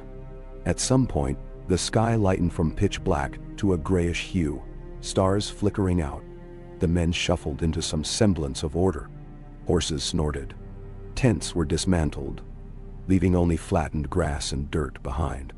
John snatched a moment to check on Ghost, ensuring the direwolf was calm amid the chaos. Ghost was watchful, but not disturbed. His gaze roamed over the men like a sentinel. Sir Roderick rallied the last of the outriders, giving them instructions for how to fan out along the approach to the twins. John conferred with him, verifying that they'd leave no pockets of men behind. Every able fighter was needed for the push south. The remainder of the baggage trains would follow, but the main fighting force was priority. At last, when the pale dawn shimmered at the horizon, the horns sounded again. It was time. The men had formed into columns, horsemen at the front and flanks, foot soldiers in orderly ranks behind, wagons interspersed to keep them from clogging the roads too badly. The heavy-laden supply carts creaked, pulled by teams of oxen. Dogs barked among the confusion, but the overall effect was one of controlled determination. This was no rabble. It was the North's best attempt at an organized army, with Ned Stark's banner leading the way, though Ned himself was not there. John rode near the vanguard, alongside Sir Roderick and a few other knights. The Great John took a position slightly behind, commanding his own men. The day was crisp, the sky tinted with the pink glow of sunrise. It felt almost hopeful. John held the reins in a firm grip, scanning the lines. Everything seemed in order. He spotted the men from House Serwyn, from House Tallheart, from Bear Island. Though the banners were damp and a bit ragged from the weeks of marching, they still flew proudly, the northern sigils proclaiming their unity. The breath of so many men and horses fumed into the cold air. They started forward at a steady pace. The ground trembled beneath the thousands of feet and hooves. John could feel the energy of it thrumming up through his legs. Ghost loped alongside him, red eyes alert. They left their campsite behind, little more than a trampled field of ashes. The King's Road stretched ahead, leading north and then veering slightly east toward the twins. The sun rose higher, warming their faces but not chasing away the autumn chill. Conversation ebbed and flowed along the lines, with men trading guesses about what Walder Frey might demand next. A few cracked jokes, though mostly the mood was sober. War remained on everyone's mind, and the knowledge that crossing the river was only the beginning. Once they reached the other side, they'd still have to face Lannisters. Yet crossing the twins was an important threshold, a sign that they were truly on the march to rescue Ned Stark. By mid-morning, they glimpsed the top of the Frey's towers in the distance. Two squat fortress keeps rose up on opposite sides of the wide river, connected by a great stone bridge that gave the place its name. Even from afar, the structure looked formidable. The road led them closer, and soon they spied lines of men patrolling the walls, the blue and gray banners of House Frey rippling. The water of the Green Fork shimmered in the sunlight, cold and broad. Ahead, John saw a cluster of figures waiting in the road, a handful of mounted knights wearing the Frey sigil, and among them, the familiar shapes of Robb, Stark, and Lady Catelyn. John's heart lifted at the sight of them. Robb was astride his gray stallion, posture proud. Lady Catelyn, mounted on a chestnut mare, gave a wave when she recognized the North's vanguard approaching. John nudged his horse forward, weaving through the outriders until he was near the head. Robb's grin, though tired, lit his features when John reached him. "You made good time," he said, gazing past John at the columns of men. "I see the entire host is with you." "As you commanded," John replied, relief and gratitude welling in his chest. "It's good to see you in one piece." Robb chuckled wearily. "Old Walder Frey hasn't stabbed me with his walking stick yet. Come, let's ride ahead and talk while our men line up. There's a protocol to crossing, apparently. We go in a set order, so none of us sets foot on the bridge until Walder is satisfied." "It's her." John and Robb spurred their mounts forward, with Lady Catelyn just behind, Sir Roderick guiding the next wave of men to form up before the gate. The road ahead broadened, turning into a paved approach, flanked by a high wall with water lapping not far below. Men in Frey livery stood at intervals. John glanced at them, noting the guarded expressions and spears held upright. He kept his hand near Longclaw but did not grip it. They were no longer in lawless territory. But that didn't mean trust came easy. Lady Catelyn rode close enough for John to hear her. "You should know we've agreed to certain conditions," she said quietly.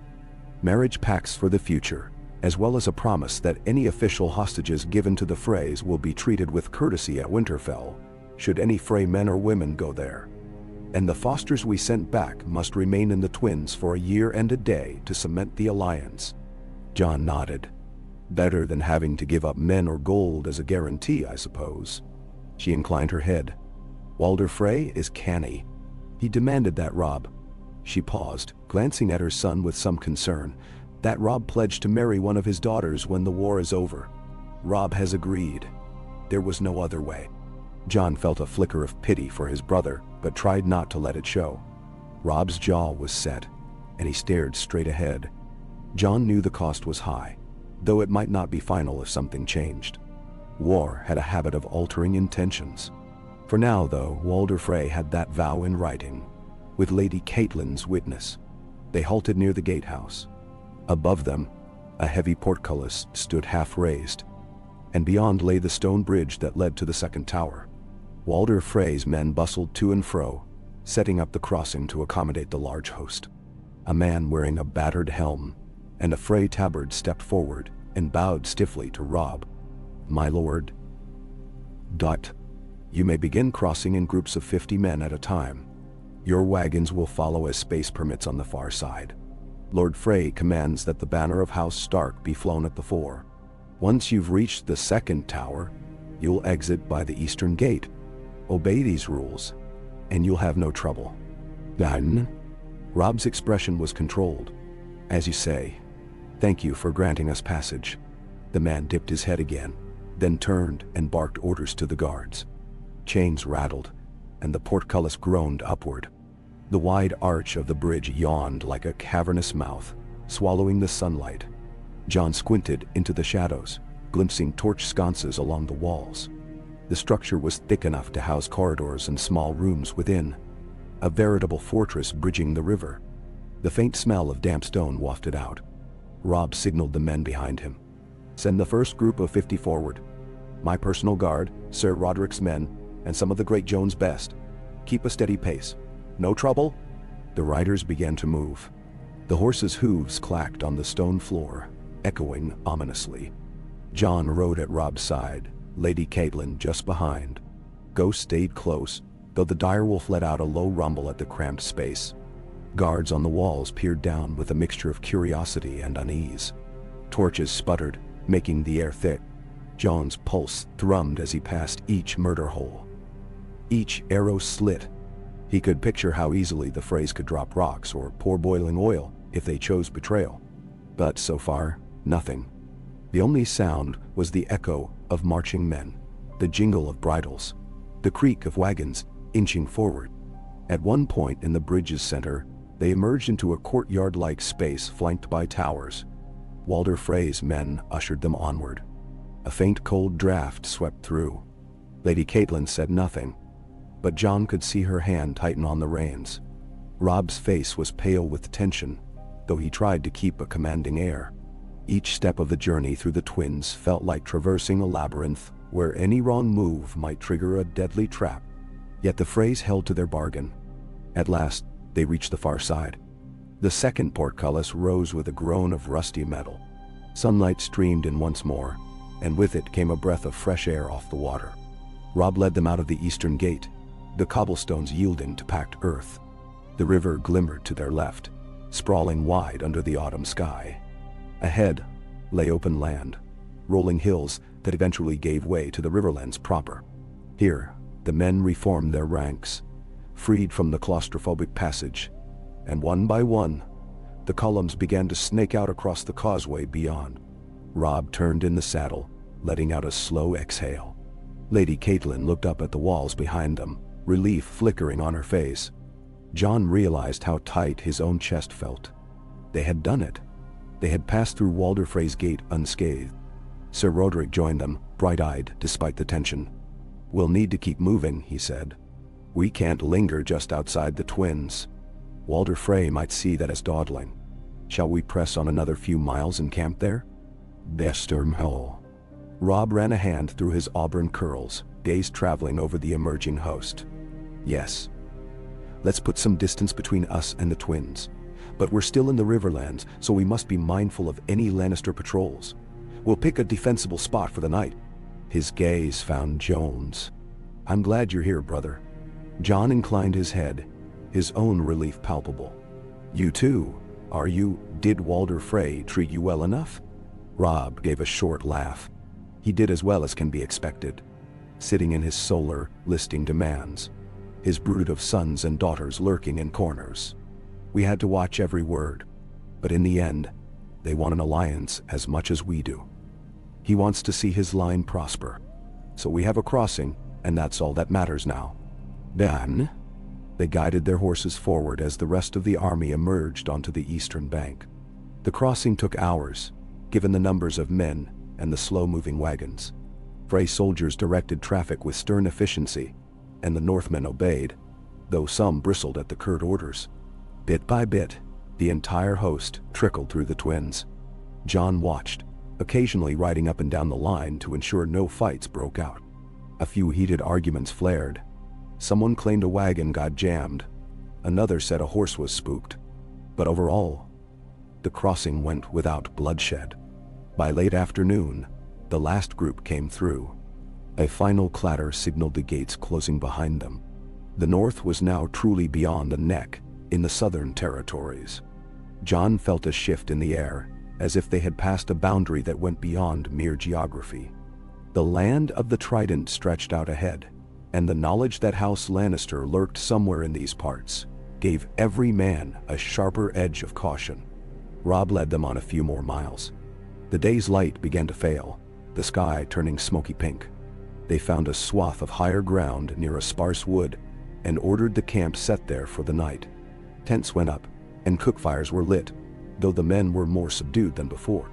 Perhaps the crossing had drained them, Or perhaps they sensed how close they were to meeting the enemy.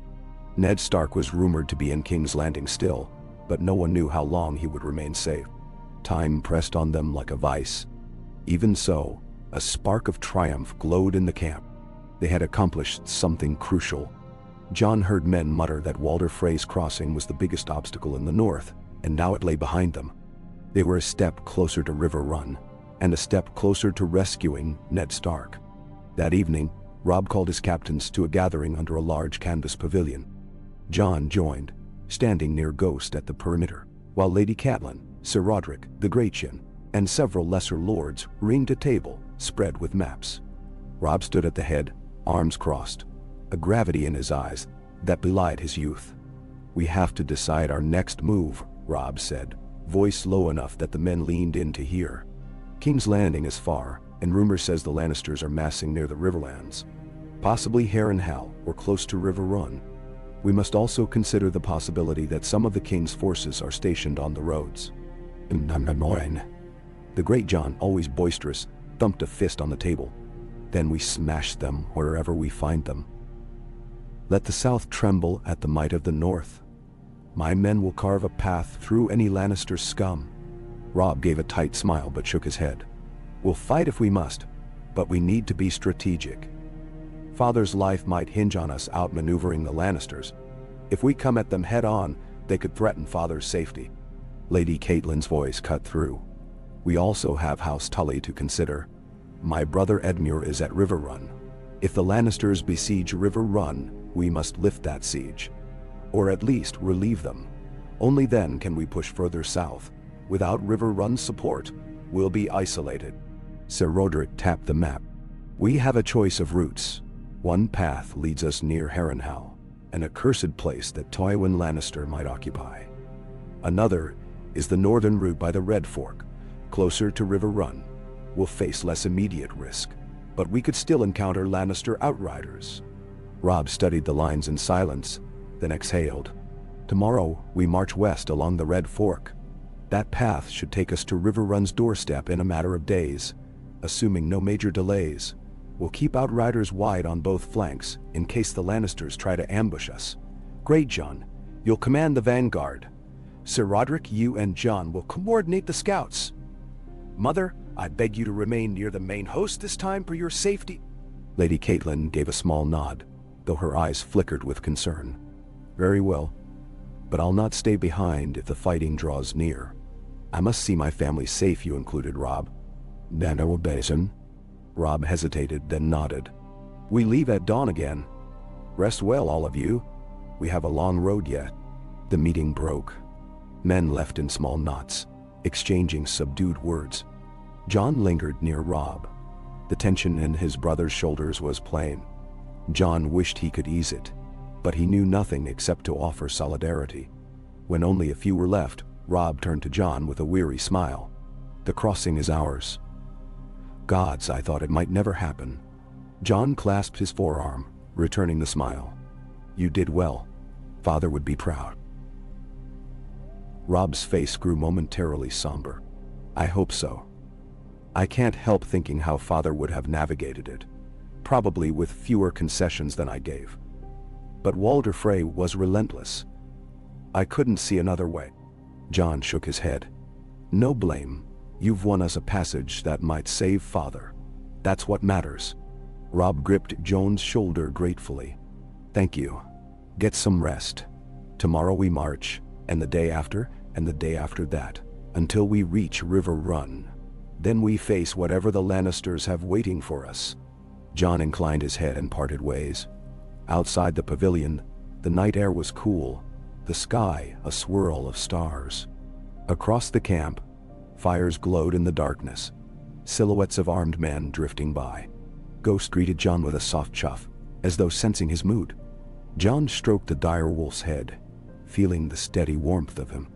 He made his way past rows of tents, hearing murmured conversations, subdued laughter, the occasional clang of a blacksmith's hammer on steel.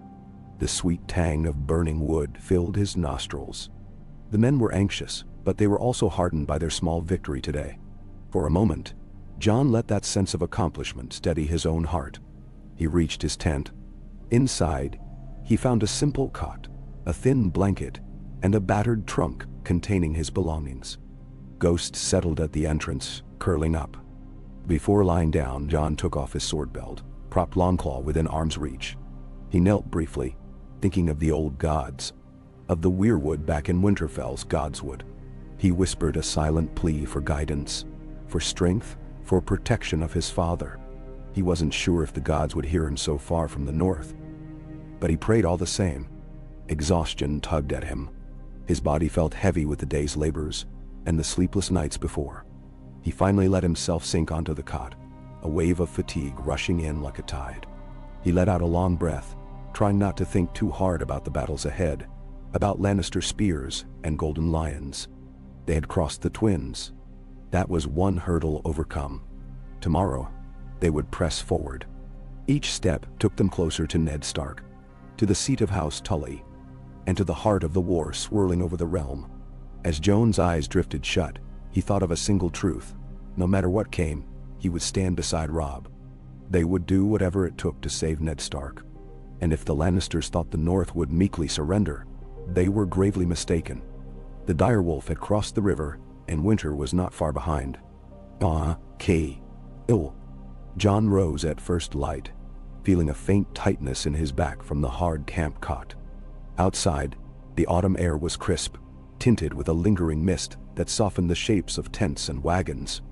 A distant clamor told him that many in the host were already up, cooking a humble breakfast or buckling on armor.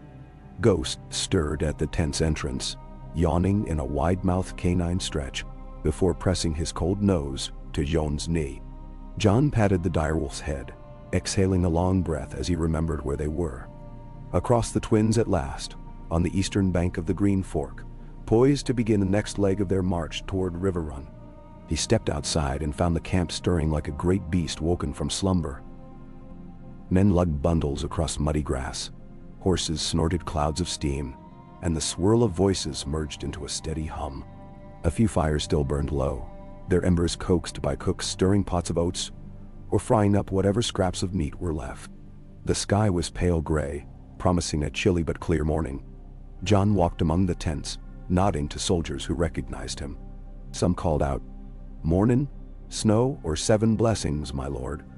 Though Jon stiffened at the term, "my lord," he had never grown comfortable with any title, bastardy clinging to him like a well-worn cloak.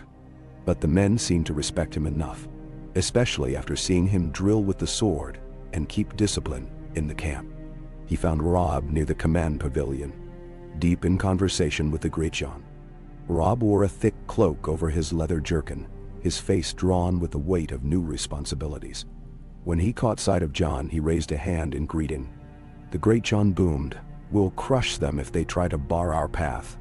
Half my men are itching for a fight," and slapped Robb on the shoulder so hard that Robb swayed a little. Jon approached, Ghost padding behind. Robb nodded at him. "Morning." The Greatjon's men have been scouting a mile ahead. They say the road is clear, no sign of any Lannister outriders yet. "We'll keep sending scouts forward." The Greatjon guffawed, fists on his hips. But I'd rather see those golden lions show themselves. My axes have grown bored." He turned to Jon. "Been a while since I saw you fight in the yards, Snow. You might have to prove yourself on the battlefield soon enough." Jon offered a restrained smile. "If we meet Lannister forces, I'll do my duty. Though it's best for our numbers if we engage on our own terms, not get tangled in ambushes." "Mentor." The big man nodded thoughtfully, as if half surprised Jon had a strategic mind. He tapped his boot on the ground. "True enough. This is war, not a tavern brawl. In any case, we'll know soon enough who's bold enough to face the North." With that, the Greatjon turned away, barking orders at a cluster of his bannermen as they hurried to form up. Robb drew closer to Jon, lowering his voice. "We need to move soon. I'd like the men marching within the hour. Can you oversee the rear guard? Sir Roderick wants us to make sure none of our wagons are lagging too far behind. They're heavy with provisions and slow us down." "Nanapendi." Jon inclined his head. "Of course. I'll do it right away." He paused. "How is your mother this morning? Did she rest?"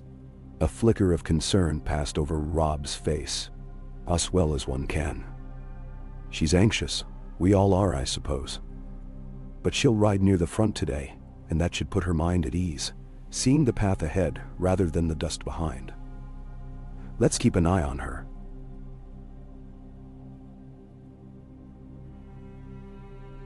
If a fight comes, I want her protected. John gave a short nod. I'll make sure we have men in place. No harm will come to her. He clasped Robb's forearm lightly, then headed off. He spent the next half hour checking on the rear guard, exchanging words with a gruff sergeant who oversaw the final wagons. The sergeant reported that 2 wheels had broken and been replaced in the night, but otherwise the supply lines were intact. John saw to it that all was in readiness before returning to the front, weaving through the crowded makeshift lanes between tents. Soldiers were already dismantling the canvas, rolling it tight, hoisting it onto carts. The horn sounded at last, echoing across the camp. A ripple of movement spread. Banners shifted in the breeze, men hoisted spears and shields, and captains barked commands. Slowly, in carefully arranged segments, the host began to file onto the road. John took his position toward the back of the marching column, as instructed. Ghost remained by his mount, a sturdy chestnut mare that stomped the earth as if keen to move. John patted her neck, mounted, and guided her into line. The ring of steel horseshoes on stone soon merged into the larger thunder of an army on the march. They advanced through the day, traveling at a steady but cautious pace. The sun rose higher, burning away the last of the morning mist. The land changed as they went. Fewer marshy bogs, more rolling farmland and meadows. Occasionally they passed old farmsteads, some abandoned, others home to families who peered warily from their doorways. A handful of peasants, braver or more desperate, ventured out to ask if the soldiers belonged to the king or some rebellious upstart. One old farmer spat on the ground, muttering about bandits from the east. The men gave him scraps of food, told him they served house stark, and moved on. Toward midday, the column paused for a short rest where a stream meandered across the road. John dismounted, letting the mare drink. The men filled their water skins, some removing boots to cool their feet in the shallow water. Ghost prowled the bank, scattering a flock of small birds that rose in a flutter of wings. John washed his face, the cold water shocking him awake. He noticed Lady Caitlin a short distance away, speaking quietly to Robb and Sir Roderick. She glanced at John, offering the smallest smile in greeting. The tightness around her eyes told John she had not truly relaxed. Perhaps none of them could. By the time they pressed on, clouds began to drift overhead, turning the day pale again. John rode near the rear, scanning the farmland for any sign of movement. When a raven circled overhead, he felt a twinge of apprehension. It might be nothing, or it might be a Lannister scout's messenger bird. War taught him to see potential threats everywhere. He thought about the men at the wall he'd left behind, Samwell Tarly and the rest. Their vigilance was aimed at the wild north, while his vigilance now was fixed on the uncertain territory of the Riverlands. The difference was stark. Out here, the enemies wore armor, flew sigils, and twisted politics like a sword in the gut. By late afternoon, the order came to halt for the night. They found a spot beside a narrow copse of trees, where the ground rose gently above a nearby creek. The captains deemed it a decent defensive position, in case any foe appeared during the dark hours. Tents went up, the fires crackled, and men divided rations. The mood was a mix of weariness and guarded optimism. Every step brought them closer to River Run, but also closer to the potential clash with the Lannisters. John ate a simple supper of salt beef and bread, washing it down with watery ale. Nearby, a group of foot soldiers told whispered stories about Tywin Lannister's cruelty. Others debated whether Jaime Lannister was truly the swordsman everyone claimed, or if it was merely rumors amplified by the King's Guard's white cloak. Their talk drifted on the evening breeze, melding with the creak of wagon wheels and the crackle of burning log. After finishing his meal, John sought out Robb, who had erected a small command table beneath a lantern. Lady Caitlin stood close by, wearing a fur-lined cloak for warmth, her hair pinned up against the wind. The Great John was there as well, along with a few lesser lords. Sir Roderick leaned over the map. John paused at the edge of their circle, waiting to be acknowledged. Robb beckoned him closer. We were discussing tomorrow's march. We'll be crossing the Red Fork by midday if all goes well, then continuing west. That should put us within striking distance of River Run in another day or two. Benderanapolo. Sir Roderick tapped the map. We might encounter outriders from Tywin Lannister's host. According to rumors, he sits near Harrenhal, but he could send men north to harry us. Or perhaps Jaime Lannister is still in the field near River Run. Our outriders haven't seen large troop movements, though. The Great John snorted. They're skulking, that's what they're doing. Hiding in the brush like foxes. Well, we'll flush them out soon enough. Lady Catelyn's gaze remained on the map, her tone measured. We need more detailed intelligence if we're to relieve River Run.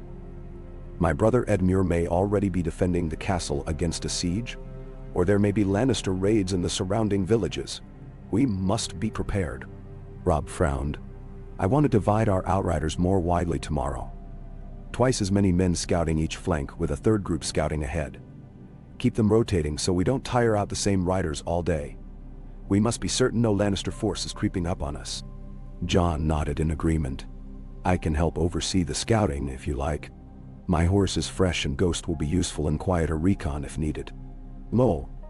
Robb gave him a short nod, lips pressed in a thin line.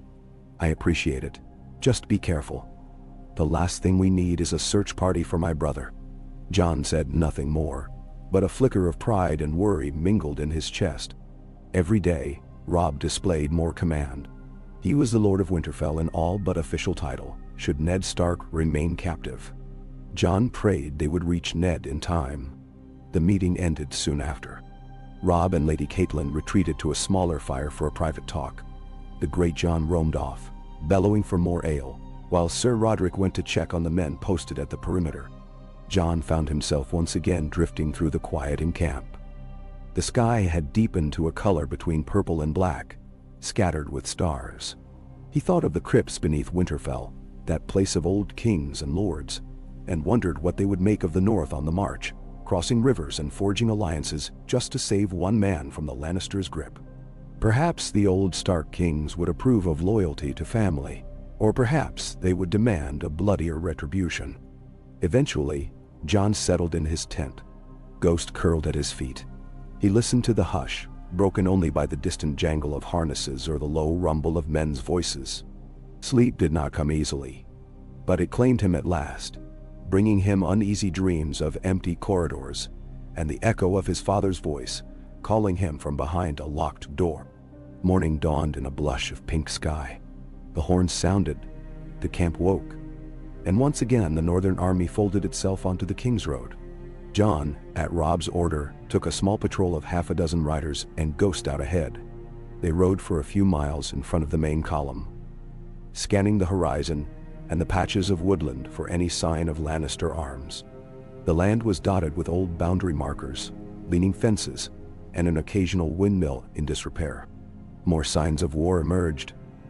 A barn burned down, black timbers jutting like bones, its field trampled. They passed a roadside shrine to the seven that had been toppled and defaced, the statues of the father and the warrior chipped away. Jon felt a grimness settle in his gut at the sight. War had left its mark here, though he could not know if Lannister men or bandits were responsible. Ghost ranged ahead, nose low to the ground. The other riders kept a respectful distance from the direwolf, though they glanced nervously whenever he darted among the brambles. Jon used the vantage from small rises in the terrain to survey the surrounding countryside. No banners flew, no glint of armor in the distance. The only movement came from a handful of ravens perched on a half-collapsed stable. Around midday, they spotted the Red Fork. The river glimmered in the sunlight, its waters broad and swift. A battered wooden bridge spanned it, the planks looking old but serviceable. Two small watchtowers stood on either side, though they appeared to be in disrepair. Jon signaled for the group to approach cautiously. Ghost let out a soft growl, muzzle lifting to scent the air. They dismounted and advanced on foot, leading their horses.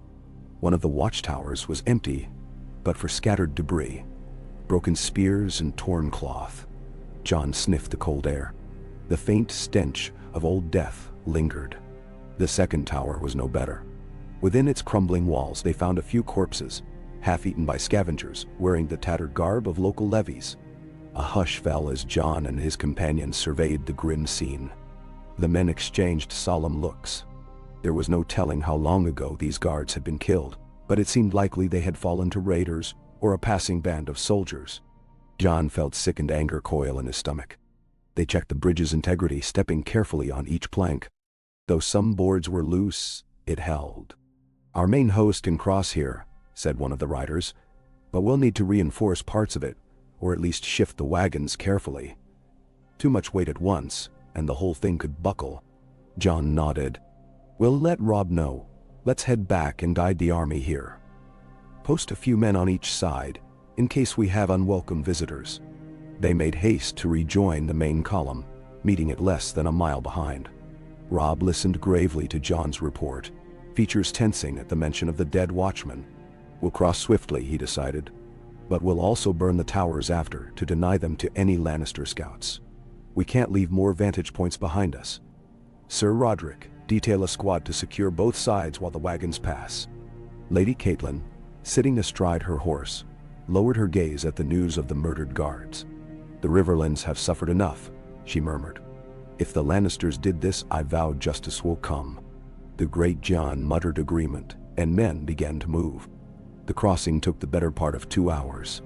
The foot soldiers marched first in neat ranks to test the bridge. The structure swayed and groaned but held. Next came the cavalry in smaller groups, followed by the wagons in single file. John helped direct them, pacing along the bank, calling out instructions. Ghost prowled near the water's edge, sniffing the driftwood. Meanwhile, the squad that Sir Roderick sent fanned out into the surrounding fields, keeping watch for any sign of a Lannister ambush. Thankfully, none came. By the time the last wagon rattled over, the sun was past its zenith. Robb ordered the watchtowers torched, and the men complied. Flames soon licked the old stones and rotting beams, sending a smoky haze into the sky. The stench of burning remains hung heavy, a testament to the violence they had found. John stood with Robb, Lady Catelyn, and a handful of guards, watching the structures crack and crumble. It was a dark sight, but necessary. They continued on, pressing west. The hours dragged. John felt soreness in his shoulders, a fatigue that threatened to dull his senses, but he pushed it down.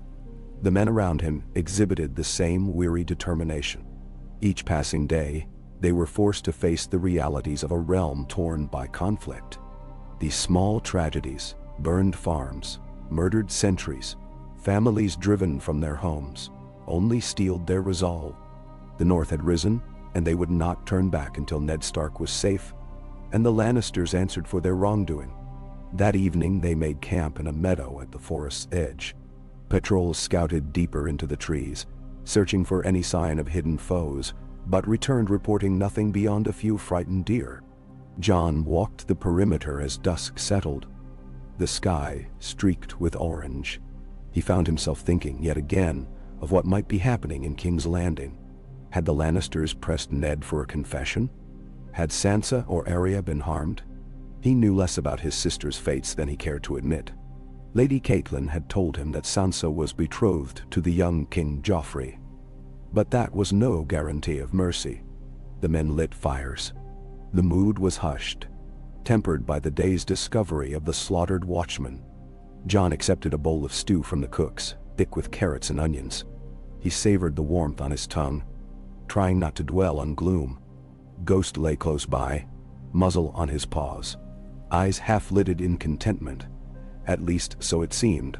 Now and then the direwolf's ears twitched. Before bedding down, John checked in with Robb one more time, finding him near Lady Catelyn's tent. Robb looked worn, but his gaze still shone with determination. "We'll push again at dawn," Robb said, voice low. "Edmure needs us, and Father needs us. We can't afford more delays." John understood. The next few days would be crucial. His brother's seriousness reminded him of Ned Stark, that sense of unwavering duty. It humbled John to realize how quickly Robb had been forced to mature. Together, they shared a brief moment of kinship, a silent exchange of resolve, before parting for the night. The march continued in much the same rhythm the following day. Early rise, break camp, follow the road west, cross smaller streams, Remain vigilant for Lannister patrols. Jon rotated between leading small scouting parties and helping manage the rear guard. Some days were marked by nothing more than glimpses of wildlife, scattered farmsteads, and the endless churn of boots and hooves on muddy paths. Other days brought them across the aftermath of raids, bodies in shallow ditches, farmhouses scorched. The men grew grimmer with each discovery. One day, around midday, a party of outriders raced back to report they had found survivors in a half-burnt hamlet, no more than 5 huts near a bend in the river. The survivors claimed they had been attacked by men with the Lannister lion on their breastplates, though whether they were official soldiers or free riders bearing the sigil was unclear.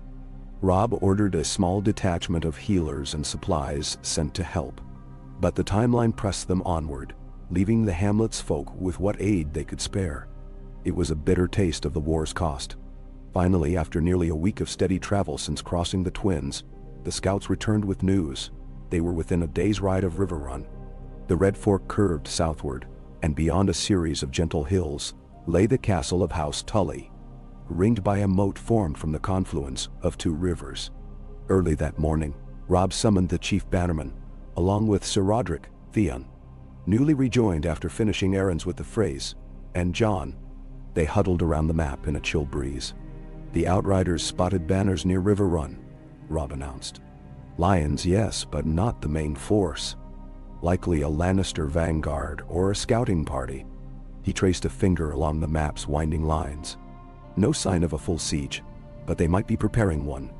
My uncle Edmure could be under pressure.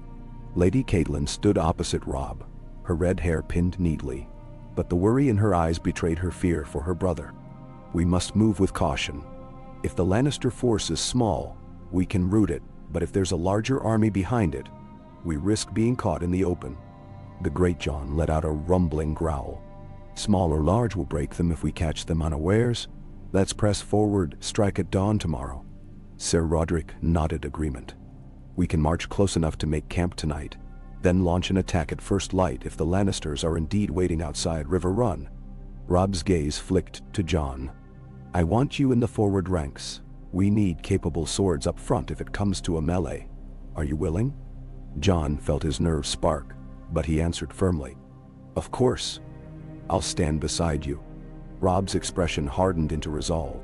Then, let's do it. We'll approach carefully. I don't want them knowing our full strength before we strike. Once we're close, we'll send outriders to confirm their numbers. If it looks manageable, we attack. If it's larger than we can handle, we'll set a different plan. Perhaps a pincer movement, or draw them into a trap. Delmar. The men around the table signaled their assent. Theon smirked, as if relishing the prospect of combat. The Great Jon's grin was downright feral. Only Lady Catelyn did not share their eagerness. She wore a sober grimace. Jon guessed she dreaded the risk to Robb, and to everyone else, despite understanding the necessity. That day's march brought them within a few miles of River Run by dusk. As they neared, Jon noted the land here was more fertile and gently rolling, dotted with clusters of trees turning gold. Even in the waning light, he could see the outline of a distant fortress, though the specifics were lost in the haze. Tension gripped the host. Men muttered about the upcoming battle. Some sharpened blades with hurried vigor. Others counted their arrows. Most had never faced a true pitched fight, only minor skirmishes or training yard drills. The sense that tomorrow might be their first taste of real war pressed on them all. They made camp in a small hollow near the road, well concealed by a stand of tall oaks. Robb gave orders for no large fires, no loud revelry. The men ate cold fare or limited cooking, keeping the light low. In the quiet gloom, the hush of men's voices was more pronounced, carrying a jittery energy. Ghost prowled among them, silent and imposing. Now and again, Jon caught a soldier swallowing hard at the sight of the direwolf, perhaps reminded that House Stark carried more than just steel. Jon helped post sentries, then found a small lantern-lit space to sit with Robb, Theon, and a handful of others. Lady Catelyn had retired early, presumably to gather her thoughts or pray to the gods for her brother's safety. The Great Jon was out pacing the perimeter, speaking to his men. promising them glory and mead if they fought like true Northmen. Sir Roderick was finalizing the dispositions for the morning. Tiredness weighed on John's bones, but his mind would not rest. He listened as Theon boasted about shooting a lion soldier through the eye at 200 paces. Robb nodded absently, eyes distant. After a while, John excused himself. He walked alone through the hush, Ghost close at heel. The tents were spaced out so the host could remain hidden. As such, the camp felt more spread, less comforting in its closeness. Men tried to lie quiet, but occasional coughs, murmurs, and clinks of metal drifted on the cool breeze. John thought of how many might die tomorrow. He forced himself to breathe in and out, reminding himself that it had to be done. The Lannisters' hold on Ned Stark would only be broken if the North showed strength, if they forced the South to yield. He found an isolated spot beneath a towering oak, its trunk gnarled with age. He set a hand on the bark, rough against his palm, and closed his eyes. He thought of Winterfell's godswood, the quiet pool, the heart tree's red leaves. The hush there had always brought him a measure of peace when he needed it. This oak was different, no face carved in it, but perhaps the old gods still lingered everywhere. He wished for guidance, for a sign that what they did was right. Yet the silence that answered him was as thick as the night. Eventually, he returned to his tent and bedroll. He managed a few hours of fitful sleep, disturbed by dreams of swords and swirling banners. He awoke before dawn, heart pounding from a nightmare in which he saw his father's head upon a spike, the Lannister lion roaring in triumph. Panting, he sat up. Ghost whined softly, pressing close. John pressed a hand to the direwolf's shoulder, grateful for the steady warmth. All around, the camp was stirring. Men rousing in the darkness, preparing for the unknown day to come. The horns sounded low. In near silence, they broke camp, rolling blankets and bundling gear by moonlight. The faintest glow on the horizon promised sunrise soon. Robb rode at the front with Sir Roderick, Theon, and the Great John. John joined them, adjusting the straps on his boiled leather armor, feeling the comforting weight of Longclaw at his hip. The tension in the ranks was palpable as they filed out of the hollow in disciplined lines. No jokes, no songs, only the clop of hooves and the shuffle of feet in the dew-damp grass. They advanced a mile or two. The sky lightened enough that John could see fields below a distant ridge. The outriders went on ahead, returning with tidings. Lannister scouts had been sighted near a thin copse of willows. Robb halted the host, conferred with his advisors, and decided on a cautious approach. The Greatjon led a detachment around the flank, while Sir Roderick took the center.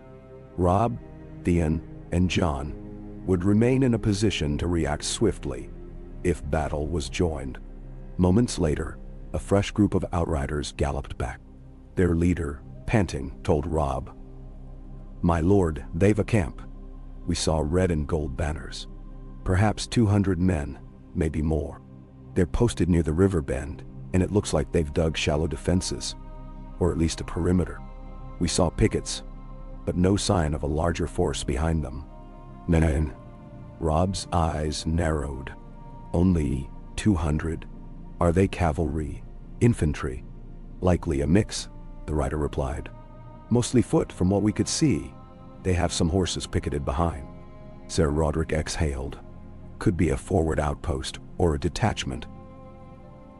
They must know we're coming if their scouts spotted us." Robb cast a glance at his mother, who had insisted on riding near him. She looked anxious, but resolute. "We need to sweep them away before they can retreat and warn a larger force," Robb said. "We can't let them trap us between their outpost and any reinforcements." The Great John, though at a short distance, bellowed. "Forward then. Give the order, boy, and let's see these lions tremble." Robb ignored the brashness of the words but addressed the group at large. "Very well. Greatjon, circle from the east. Sir Roderick will take the main line and pin them in place. Theon, you take a handful of archers to the flank near those willows. John, with me, will stay flexible. If try to break out or charge, we'll be ready to respond." "Dim, Shemtei." Everyone moved into position swiftly. The men's faces were grim in the dim morning light, their breaths puffing in the chill air. Banners were raised, though quietly, as if afraid to alert the enemy too soon. Ghost trotted beside John, restless. John steadied his mare, heart hammering. His mouth felt dry. He had faced sparring and small scuffles, but this would be the first real skirmish he'd entered alongside Robb. Death was no longer a distant rumor. It was close. The horns gave a muffled note, the signal to advance. The great John's forces peeled away to the east, disappearing behind a low ridge. Sir Roderick's line fanned out, shields and spears gleaming. At Robb's nod, those who carried war horns blew another, sharper blast. Then the Northmen surged forward at a measured pace, bounding over the uneven ground, the sound of their charge rising. John rode alongside Robb, scanning for movement ahead. Smoke from a small enemy cook fire flickered among the trees, and then he saw men in red cloaks scramble, startled from their camp. Shouts and curses carried on the wind. Lannister soldiers, taken unawares, rushed to arm themselves. Sir Roderick's front smashed into them first, shield walls colliding. The ring of steel on steel cut through the morning quiet. Ghost darted away from John's side, low to the ground, a streak of white in the grass. In the confusion, the Lannister pickets tried to form up, but the great John came roaring in from the east flank, his men letting out a fearsome battle cry. John drew Longclaw, the Valyrian steel catching the pale sunlight. He breathed sharply, then urged his mare forward with Robb. The world blurred into a chaos of color and noise. He saw the glint of blades, heard men screaming, smelled the iron tang of blood. Ahead, two Lannister men tried to hold a small rise with spears. John steered his horse around them, while Robb swung his sword in a scything arc, knocking one spear aside. John pressed in and slashed at the second soldier, who lifted his shield too slowly. The blow struck home. The man fell back, yelling in pain, blood dark on his tunic. Ghost launched himself at a dismounted soldier who had turned to flee, the direwolf's jaws closing on the man's arm. The soldier shrieked, dropping his sword to grapple in vain. Another man rushed in, sword raised to strike Ghost, but John dismounted in a fluid motion, sliding from the saddle to intercept. He blocked the downward slash with Longclaw, the clash jarring his arms. He pivoted, hooking the soldier's elbow with an upward thrust. The soldier lost his grip, and John slammed his pommel into the man's face. The soldier stumbled back, dazed. Ghost tore free from the first man and pounced, finishing the second with savage efficiency. All around, the Lannister outpost crumbled under the Northmen's coordinated assault. The great John's men hammered their flank. Sir Roderick's line pressed forward relentlessly, and Theon's archers picked off anyone who tried to flee toward the willows. Robb strode through the thick of it, sword raised, his face set in fierce concentration. John watched him engage an officer in partial plate. Sparks flew as their swords met. The officer roared, attempting a backhand blow. Robb ducked, came up inside the man's guard, and drove his blade into the gap beneath the man's arm. The officer collapsed with a groan. Robb yanked his sword free, chest heaving. The skirmish ended swiftly. A few Lannister stragglers threw down their weapons and begged quarter. Others tried to run but were cut off by outriders. Bodies lay scattered in the flattened grass.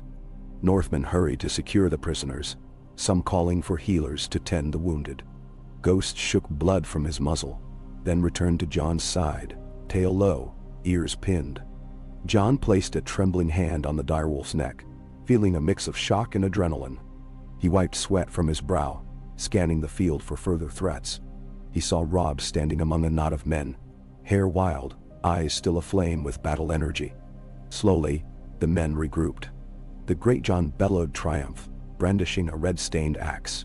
Soldiers exchanged nods of grim satisfaction. Yet the cost was visible. Several Northmen lay dead or wounded. John felt a hollow pang at the sight of their still forms, some with blank eyes staring at the sky. War was not a glorious charge in a storybook.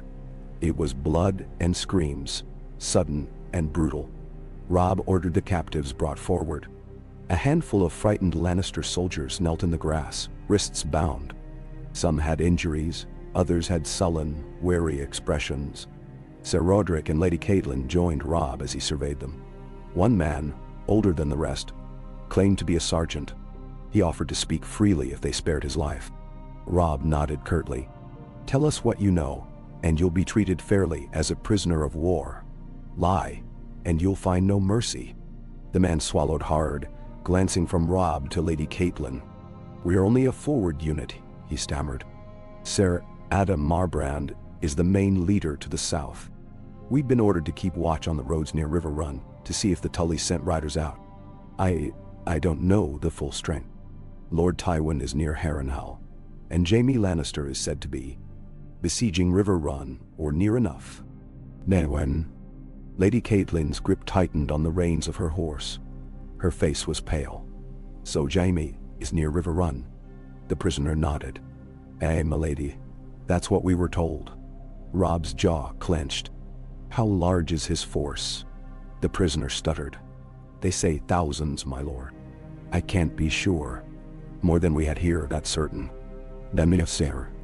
Robb paused, exchanging a glance with Sir Roderick, who said, "If Jaime is besieging River Run with thousands, we must proceed carefully. We can't simply charge into a larger host." The Great John spat. "We have thousands too. Let them cower behind their lines. We'll break them just like these curs." Lady Caitlin's voice was taut. "My brother is in that castle. We cannot abandon River Run." Robb held up a hand, silencing the outburst. "We won't abandon them, but we need to be strategic." He turned back to the prisoner. "Did you see the siege lines yourself?" The man shook his head. "No, my lord. We only know what we were told. The roads between here and River Run have been scouted. Tully riders can't get out. They're pinned inside." Robb exhaled, eyes flicking to the horizon where River Run lay. "Then we'll find a way to break their siege. Thank you for the information. Sir Roderick, see that he and the other prisoners are treated fairly." The prisoner gave a shaky sigh of relief as Sir Roderick led him away. Meanwhile, Dayan, Jon, and the Great John joined Robb in a loose circle, waiting on Lady Caitlin. The men had begun clearing the field, pulling aside the wounded, laying out the dead. A few watchers looked to Robb for further orders. Robb's face was dark with thought. "Jaime Lannister commands a large force. If we attack directly, we risk losing half our men in a frontal assault. But if we do nothing, River Run might fall. My uncle Edmure is no coward, but he can't hold out forever." Theon shrugged, wiping blood from his cheek. "Then, split our army. Attack from two sides. Confuse them.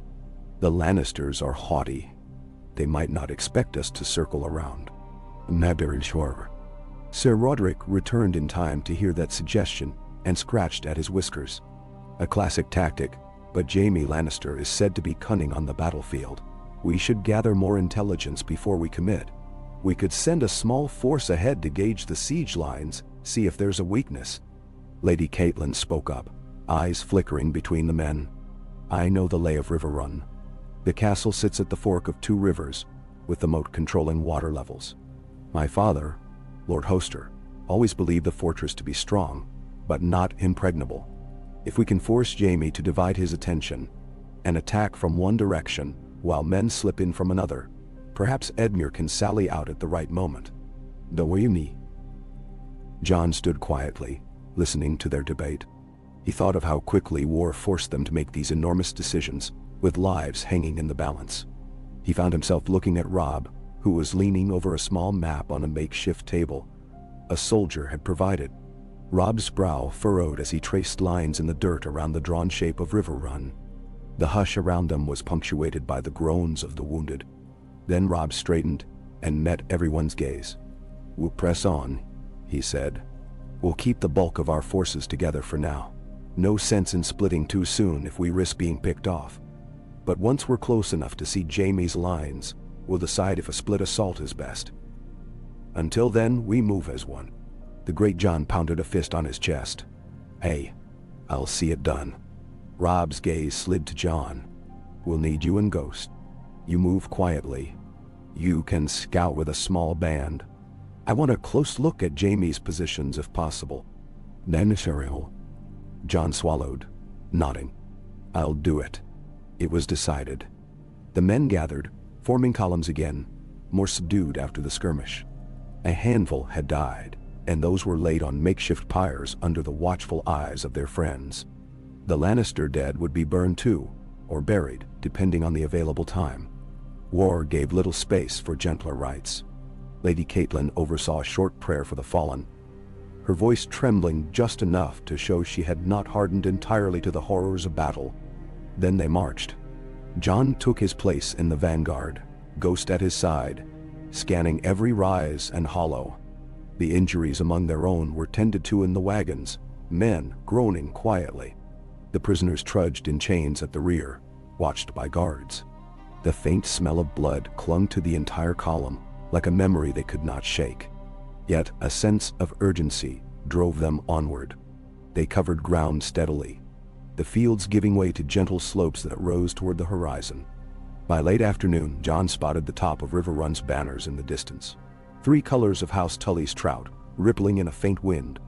But between them and the castle lay a sprawl of tents and fortifications, the Lannister lines.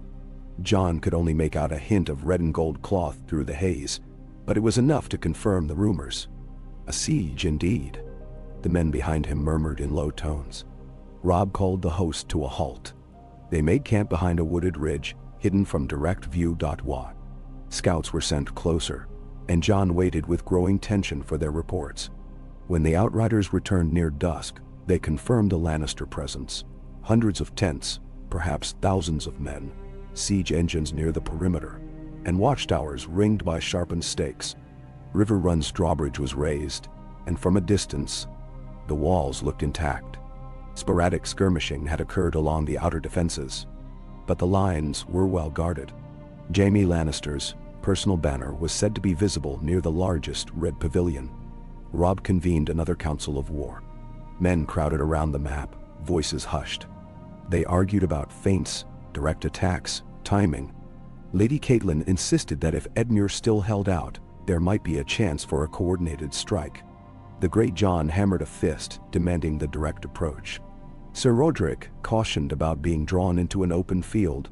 Theon suggested infiltration at night, though no one favored sending a small group to face thousands. Through it all, Robb listened, face set in quiet determination.